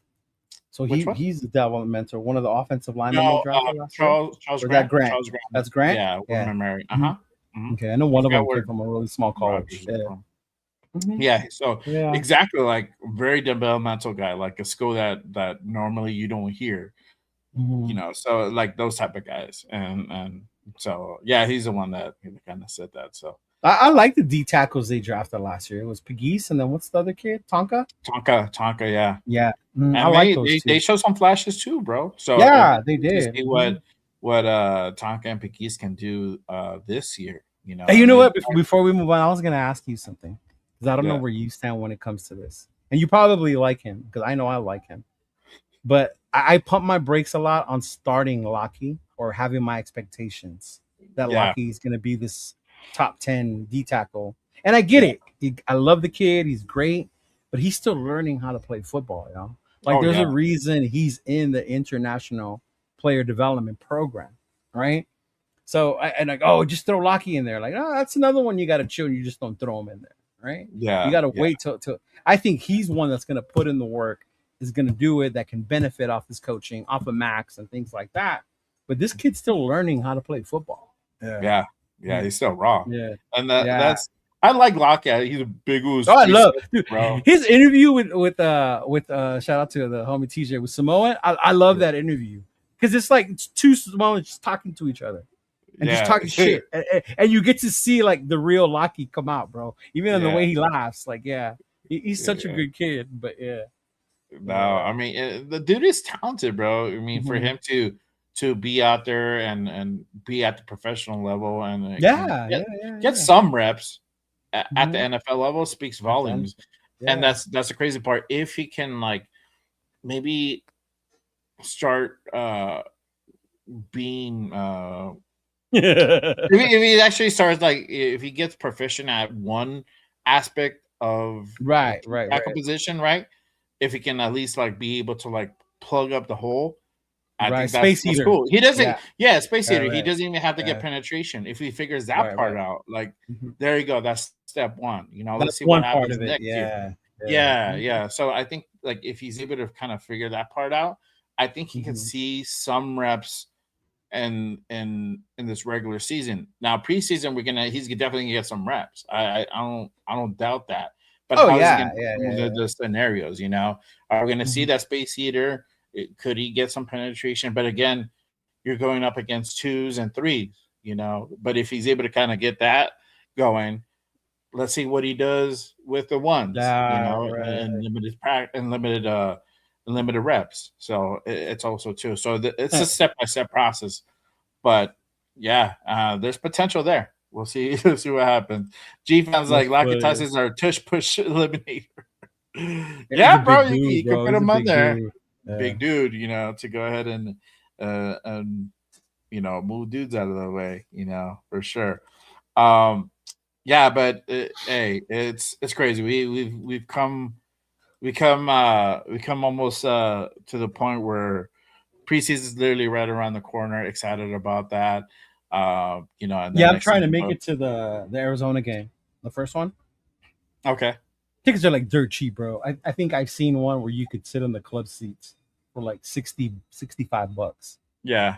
I'm trying to convince 805 for us to spend that much because they don't even want to spend 40 because the tickets are cheap. Really? Yeah. I at least want to experience the club seats once. Like, come on. I took a ride on the wild side. Damn, Severe. You're an asshole. Wow. Wow. Leave my man Genty alone with his wardrobe and his little puppy. Hey, bro, if hopefully it doesn't happen, but if we sign Diggs, that's actually going to be the tush push specialist dog. Oh, good Lord, man. Yeah, that dude, keep that dude away from Las Vegas. No, Yeah. no, keep that dude away. He need to figure his own shit out. Yeah, for sure. I'm gonna try to. We're gonna go ahead and most likely be at that the Raider Niner game in Vegas. Lots of people go to that one, and I get it. The Bay Area rivalry. That's well, my sister, for whatever reason, decided to go ahead and be a Niner fan long time ago. I don't know. I get it. Your sister lives here in LA, right? Yeah. Yeah, that's why we don't have a team here. Yeah. Well, and the Niners were winning, so it makes sense. Yeah. Well, her dude at that time was the Rams fan. At least I could have seen that. Oh, even that. Go against him. Good for her. Good for her. I'm like, all right. I'm like, let's go watch a game. You know, because those Raider Niner tickets in Santa Clara's. I mean, you're from LA too, so you know, like to us, the Niner Raider rivalry isn't as big because we're not from the Bay. Yeah. Right. For us, the bigger rivalry was the Chargers or the Broncos, right? Those were closer to home for us. Whereas opposed to when you Niners, Raiders, everybody above us, you know, from Bakersfield on up. Yeah, exactly. That's like the game of the century for them. And we're over here like, all right, cool. Yeah. But like, I don't know who to hate more, the Chiefs or the Niners. And I'm like, bro, the Chiefs.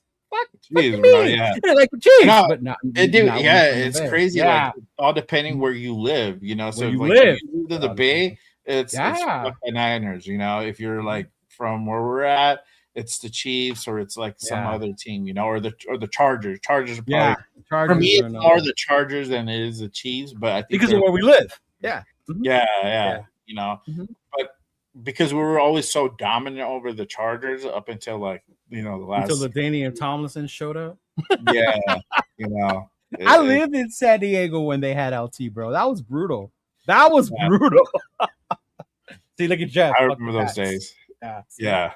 Yeah, see? And then Jeff is like, fuck them Pats. I mean, too, bro. But it's like, he's more like, nah, fuck those dudes. Like, I'm not. Yeah. He's like, I'm gonna be at those games, make sure I'm fucking loud and proud and shit. So yeah, it just depends where you live at and those games that just kind of like Nathan hates the fucking Rams. He does. And in my mind, it doesn't click why. Good, huh?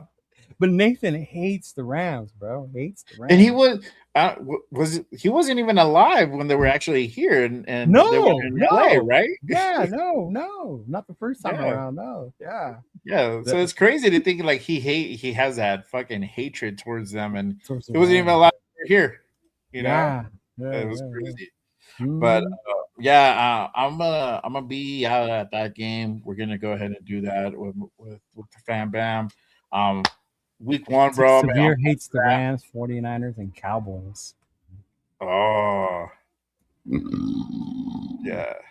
So, Cowboys make sense, and people don't understand this, but because they train in Oxnard. Okay. So there's a huge section of Cali that they're Cowboy fans, and that's because they're either from that area, the Valley, and all that, and they train closer to them, so they associate with that team. Yeah. Mm-hmm. Yeah. Or as MC Redder would say, you know, the West Hollywood crowd. Right? The West Hollywood crowd are Cowboy fans. Yeah. No, yeah, for me it would be like the Chargers and the Rams and the Chiefs. You know, even for me, Denver's like whatever. Like we have a lot of Denver people, but it's just Yeah, see, for me it's Denver because I grew up going to the Coliseum. Mm-hmm. And we always played against John Elway and the Broncos. That was our biggest rivalry at that time. And then the Chiefs, because of my brother, the family rivalry was that. And then Buffalo, because Buffalo always eliminated us in that era, the 90s, from the playoffs. When we had Bo, they whooped our ass. The year we lost Bo, they whooped our ass, you know? Like the Buffalo was like our thorn in our side that year. So that's why I can't stand Buffalo. Okay, yeah, but Yeah. I mean, See, uh, Ben, perfect example. yeah. Ben, perfect example of someone who despises the fucking 49ers. Yes. Yeah. Uh-huh. See? Yeah. Yeah. Perfect fucking example, man. Of someone Uh, who cannot stand them. yeah, no, for me it's the Chiefs, bro. The Chiefs and the Chargers for sure. But yeah, I'm excited for that week 1. The home Are you opener. coming, right? You're coming to Vegas? Yeah, I got my ticket. I just gotta go ahead and get the flight and the accommodations. A lot going down, but I think I'm just excited to go You're ahead and doing your accommodations. You haven't done them yet. no, not yet. I'm looking into That it right now. little certificate behind you, the black hole one, that Yeah, one beginning gives you a discounted rate at the Golden Nugget. Yeah. Yeah, so I would use that one, bro. It's actually not that bad. Yeah. Yeah. Shout out to Predator. He was at the Golden Nugget and like I met up with him at over there at his hotel casino. The casino looks nice, bro. Like it's a nice area. I even had like lunch What at is they have a Chick-fil-A in there, bro. I was like, oh shit, what? They got Chick-fil-A? again? See, it is. I don't know. Maybe because I'm a Vegas person, I go a lot, so it's cool. But it's not one of the nicest casinos. It's No, it's not. But I was Fremont. surprised how nice it was, though. I was like, Yeah. man, this is a Nugget, bro. Like, whatever. It's like old downtown. I don't want to get shot by the chat, but yeah, the Golden Nugget. There's like different levels to me in Vegas. Yeah. If I go to Fremont, it's because I'm hanging it. I'm being a local that week. Yeah. Yeah, Exactly. I used to be bougie though. You can ask Jonah. There were times where I would only be on the strip.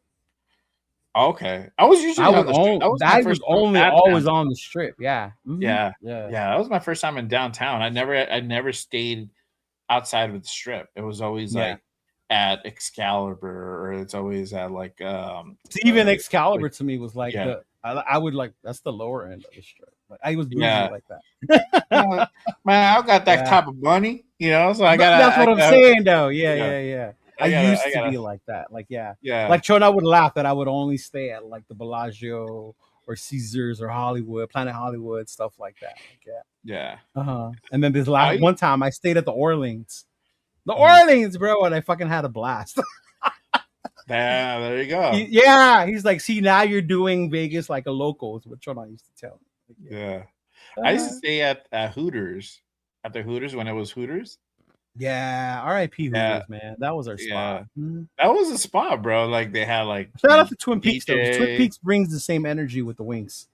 Yeah, the wings at Twin Peaks are fire. I don't care what anybody says or thinks the reasons why I go to Twin Peaks. No, the reason why I go to Twin Peaks is the beer and the wings, bro. Yeah, exactly. So I'm gonna check all those out, and we'll figure out where we're staying. There's a lot of stuff going down over that weekend. I'm very excited about for sure. So man. But let me kind of move on to this final segment. We'll talk about meet our guests. We take time out of the end of the show use to go ahead and discount code Lamar. Stay at the Bunny Ranch. What is he? Ask for the Lamar Odom special. Oh, there you go. Oh man, that's funny. But the wings are fire. Y'all sleeping on the wings? Mm-hmm. Yeah, for sure. No, the wings are fire. It's the closest thing to Hooters. Yes, it is. Yeah. I don't know. I like the beer there. I like the atmosphere. I used to go there for the UFC fights. I saw after we went to that draft party thing for Mendoza to meet him. Yeah. We went to Twin Peaks and then we were watching the Laker playoff game there. Yeah. Nice. Yeah. But let me ask you. We'll go ahead and kind of go into this quick segment here.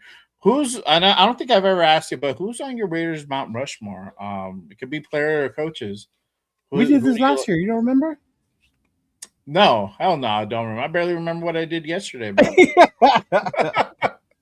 Obviously, it's Coach Madden, right? Yeah, Coach Madden for various reasons. The video game, and as much as people want to laugh, like the video game, I get to see him as a coach, but that opened my mind to a whole nother world of football. and opened my love for football even more. The video game. So Coach Madden, Al Davis, could not have one with Al Davis. And then I would definitely add Tim Brown, because Tim Brown went to Notre Dame and he went to play for the Raiders. So that would definitely be my Tim Brown. And then my other one, I always have a struggle which one, because in my era I loved watching Marcus Allen.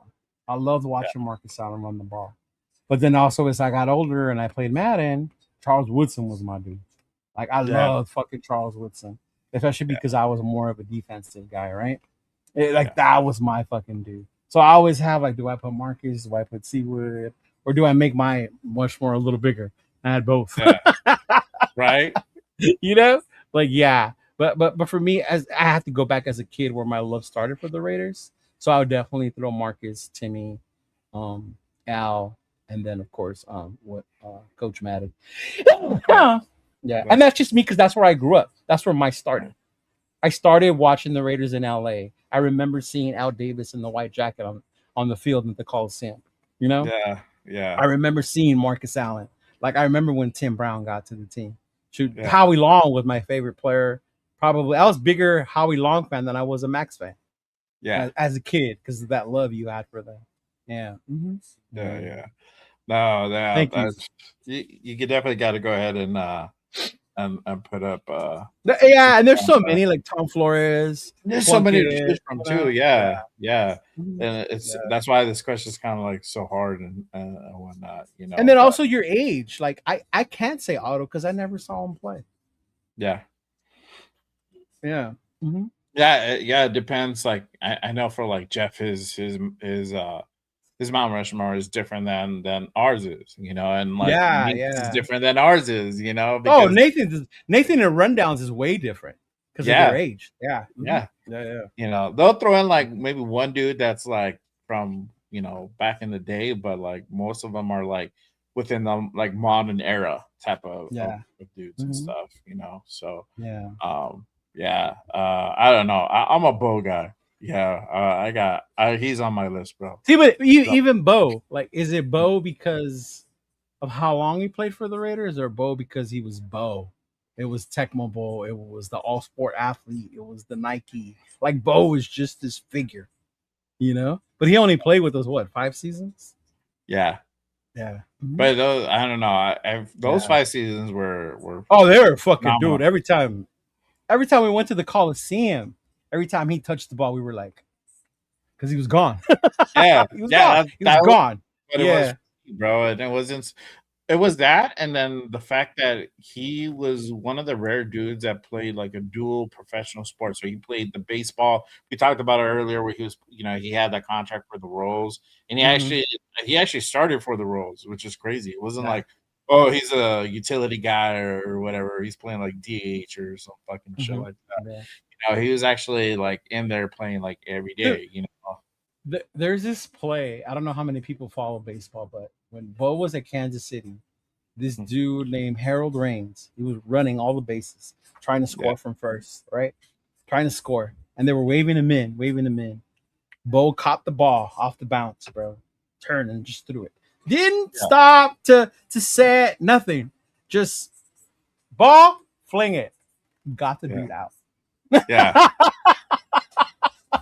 Like that's how amazing Bo was, bro. Yeah. Like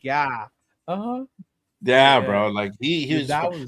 Dion is another guy, bro. Dion. Dion I have love for Dion, bro, because like he was one of those dual sport guys, and Dion was. And Dion was on a good team because he was on the Braves. Yeah, he was on the Braves, bro. And the Braves were good when he was on there. Yeah, he was playing for the Falcons, and then he was doing the Braves, bro.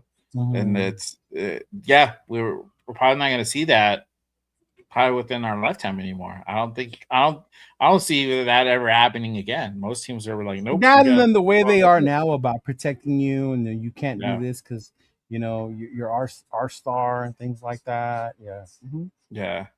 So I think those days where they like play like multiple professional sports is probably. But look that play up for Bo Jackson, and then there was an All-Star game with the home runs where Bo Jackson just took over the All-Star game. It's crazy. Yeah, that's insane. But yeah, no, that's a good list for sure, bro. But let them know what you have going on during the week, where they can find you at. So Mondays, I come on the with Rundown, State of the Nation. Mondays at 12. Me and Rundown come on, so keep on and look out for that. And then, of course, with Beavis and Butthead over there on Tuesdays, the most notorious podcast with Jeff and Will, and then our newest edition, the newest Las Vegas resident, LV Raider 10. Try to get him to go out there and do more things. Yeah.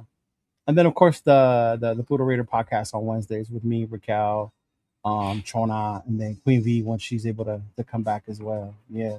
But I'm really excited for the home opener, dog, and the things we got going on in Vegas. In Vegas. So I don't know if you saw, but in Vegas they just added another performer to the event, to the Silver and Black what you call it, the Silver and Black party. Yeah, so I heard. Yeah, they added. So Saturday, September 12th, gates open for the Fremont Country Club, right? Brought to you by Raider Crusaders. I myself will be there as a vendor, right? But a little Easy just got added on to the list. And then I don't know if you saw the day before that, they did announce Lazy Bone, right? Okay. So Bone Thugs, bro, Lil Easy E, right? And then we got Dub C, you got Sen Dog of Cypress Hill, and then of course all our old school heads know Mellow Man Ace and Mendoza, right? Yeah. And then of course it would not be a Raider party, without the Low Riders. And then of course I always love to support my local Raider fam and performers, my boy Yaya's gonna be performing. Money Loyalty will be out there performing, and then of course our boy Certified Trouble. So you know what? Yeah, I get it. People are like, "Oh, we see them." I don't care. I'll see them all the time because I love to support them. Yeah. Especially a lot of them have always made me feel welcome when I go to the shows. When I go to Vegas, it's like seeing family. So man, we got that one going on Saturday, September 12th, bro. So the 2026 home opener block party. Yeah. Shout out to Cypress and Mellow Man. Southgate's finest, bro. Right. It's from my whole hometown, bro. Surgate, bro. I know. I'm not wearing my Southgate shirt today, but yeah, I got my Southgate. Look at this guy. Can I put Mendoza on my Rushmore list? There you go. Hey, bro, you do whatever you want to do, boy. Right? Yeah.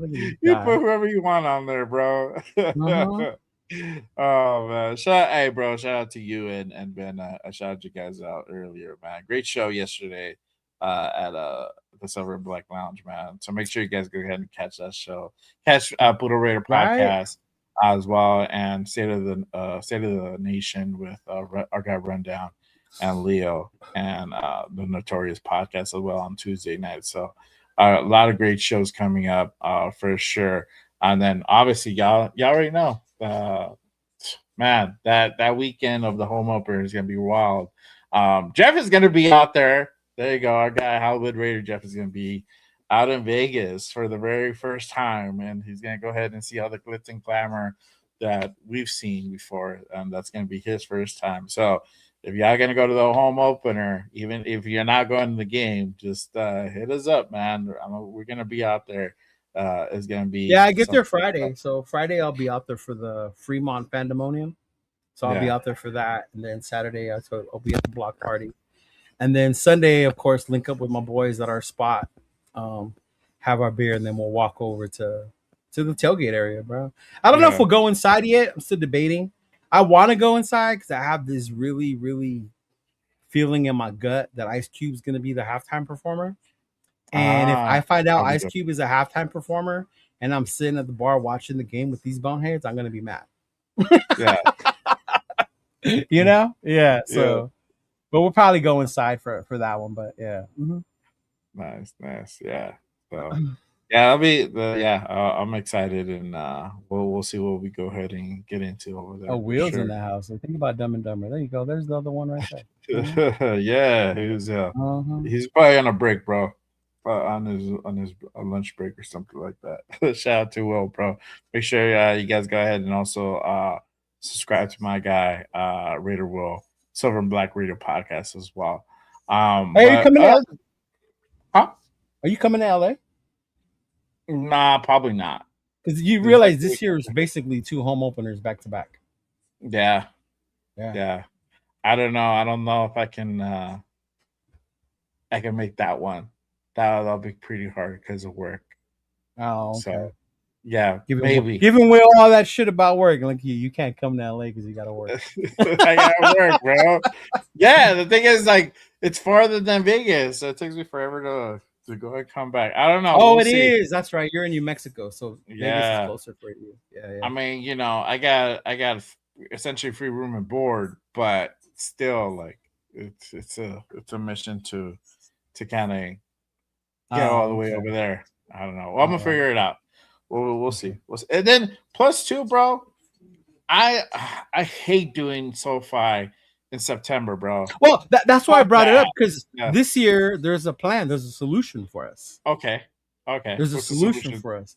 So you go on my page. I have the flyer up for the Saturday pool party at the Tom's Watch Bar, right? There's going to be a DJ at that. But Sunday, they're going to do a game watch party there.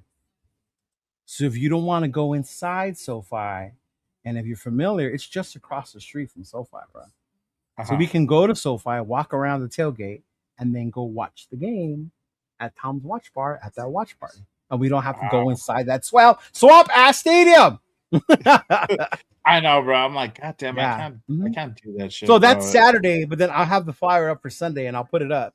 But actually, Mike from Raiders Against the World, he has the flyer up for Sunday already. And Sunday, see, it's a watch party on Sunday as well. Yeah, so this is for the pool party. Those tickets are on sale already. Yeah, that one's gonna be dope, bro. A pool party in LA, rooftop. Come on now. Jeff's staying at that hotel, so Jeff's gonna put on his bathing suit and come on over. Yeah. At which one? Which hotel?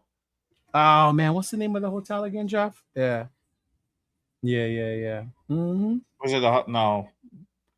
It's not the Hollywood Park Casino. They're not a hotel. No. This is the one across from that. Yeah. Oh, okay. Yeah. Oh, there you go. There you go. Yeah, I'll see, bro. And those of us who go to LA, it's not that we don't want to go inside and rep our team. That's not it. Trust me. It's how miserable it is inside that stadium this time of the year. Terrible. I'm going to go in 2 weeks to see a Karol G concert, dog. I'm already dreading how hot it's going to be inside. Yeah, it is at nighttime, so it's a little bit. Yeah, exactly. So it'd be cooler, but it's still humid as fuck. You guys have to go to like a Raider versus Chargers game in LA or Rams, whatever. Later in the season. Like, or no, you have to go during a September game to experience what we're talking about, because it's hell. Because you think because we went last year in October, and because the Raiders, it was in November, whatever it was, but we were doing so shitty, hardly anybody showed up. Yeah. Mm-hmm. I know. I remember going one Anthem year. is the name of the hotel, the Anthem. Oh, the Anthem. Oh, okay. Mm-hmm. Hey, make sure you guys go hound Jeff at the Anthem. Come that week. Okay, there you go. The Los Angeles Stadium District. Okay, so that's what, closer to like downtown. I don't know where. No, SoFi. Oh, like that SoFi. Yeah. Oh, okay. Yeah. Okay. Yeah. The Cosmos around there. The Tom Watch Bars around there. Hollywood Park is not that far from there as well. Yeah. Mm-hmm. Yeah. I used to go to Hollywood Park before the SoFi was there, before the casino was there. So yeah. How old I am. But you guys got to go to like a Raider Charger game in SoFi to know what we're talking about, because I know I went like I think I went 2 years, not in a row, but I went 2 years at SoFi, and man, I was sweating my fucking sack off. I felt like I was in a sauna. It was that terrible. It was like melting in my seat. and like I'm like lit and hot is not a good mix. No. Bro. Especially when that sun hits. Damn. Yeah. Good luck. Like I don't know what they were thinking when it came to the airflow or the no air conditioning in that stadium. Yeah. Yeah, I don't know. Mm-hmm. They thought they were gonna get the constant like ocean breeze or whatever. The ocean's not that far. I mean, the ocean's It's not, that but close. still, yeah. You're not that close where you're getting that ocean breeze. Nah, if you were like right, like maybe like I don't know, 2 miles from like the ocean, that would make more sense. But I think it's like 10 miles away from the ocean. It's not that close. Yeah. But yeah, yeah, we'll see what happens with that one for sure. But anyway, appreciate you guys pulling up. Make sure you guys go ahead and hit that like, hit that subscribe, share it on all social media platforms. Make sure you guys go ahead and subscribe to Just Raiders Baby if you're not subscribed yet. Make sure you guys go ahead and subscribe to Leo's channel at Cheeto Linus. Make sure you guys go ahead and tap into their shows as well. We're gonna go ahead and we'll go ahead and eventually reconnect all four of us as well. Once the season starts, we'll figure out a day to bring back the connection show. But because in that show we go over the game for that week, and there have been no games. There have been no games, so exactly. No games. So yeah. So we'll come back. Right? Jeff got a poolside room. Damn, Jeff. What? Hey, it's that Halloween money, dog. I'm telling you. he breaking in that YouTube money. Mm-hmm. Man, I know, bro. He's on like 5 days a week. There you go. Mm-hmm. Make sure you guys also go ahead and give our guy Raider Jeff a follow as well. What did Will say? Jeff living that luxury life. Hey, don't let Raider Will trick you either. Will does too, but he does it as a tourist, not as a Raider fan. He prefers to tour the cities we play in. Exactly. He loves that travel for sure, bro. So I know. Hey, you got to come out to Vegas for one game, dog. Come on. Right. That's why I'm gonna try to convince Will to come out for the home opener. He probably won't, but he'd be like, "There you go. See, he's like, I'm poor." I'm like, who's a baller? He thinks everybody's a baller, dog. Right? He has his own business, dog. Like, come on. Yeah, he thinks everybody. I'm like, oh, Jay's balling. I'm like, no, I'm not, bro. Right? I'm out here working for the man, dog. You got your own business. I just budget carefully, bro. I just budget really carefully, But yeah, we'll see.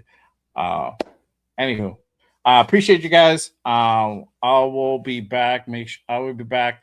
Probably not this week coming up, but the following week for another episode of Good Morning Raiders. Make sure you guys go ahead and tap in on Monday for a new episode of Raiders Unfiltered with my two guys, Primos and Raider Will. We'll go ahead and talk about training camp that will start the following day. Make sure you guys go ahead and tap in. We will be on at our usual regular time, which is around 5 p.m. Pacific. So make sure you guys go ahead and pull up for that one. But on that, appreciate you guys. Love as always. I will see y'all next time. As always, remember, just Raiders, baby. Oh, real quick, shout out to our Raider fam out there in Oakley this weekend, up in the Bay Area. There's a big event going on today, so shout out to them. Hope they all have a blast. Raiders Sing is the one that threw it. I'm hosting. Okay. There's a bunch of thing going on right there. So hopefully you were able to get tickets, because tickets did sell out for his event. So hopefully they all have fun out there. Rick Cal's up there, so yeah, shout out to them, and hopefully they all have fun, man. Yeah. Okay, there you go. Those are shout out to them for sure. Mm-hmm. But appreciate you guys. I'll see y'all on the next one. Peace. Quit yawning.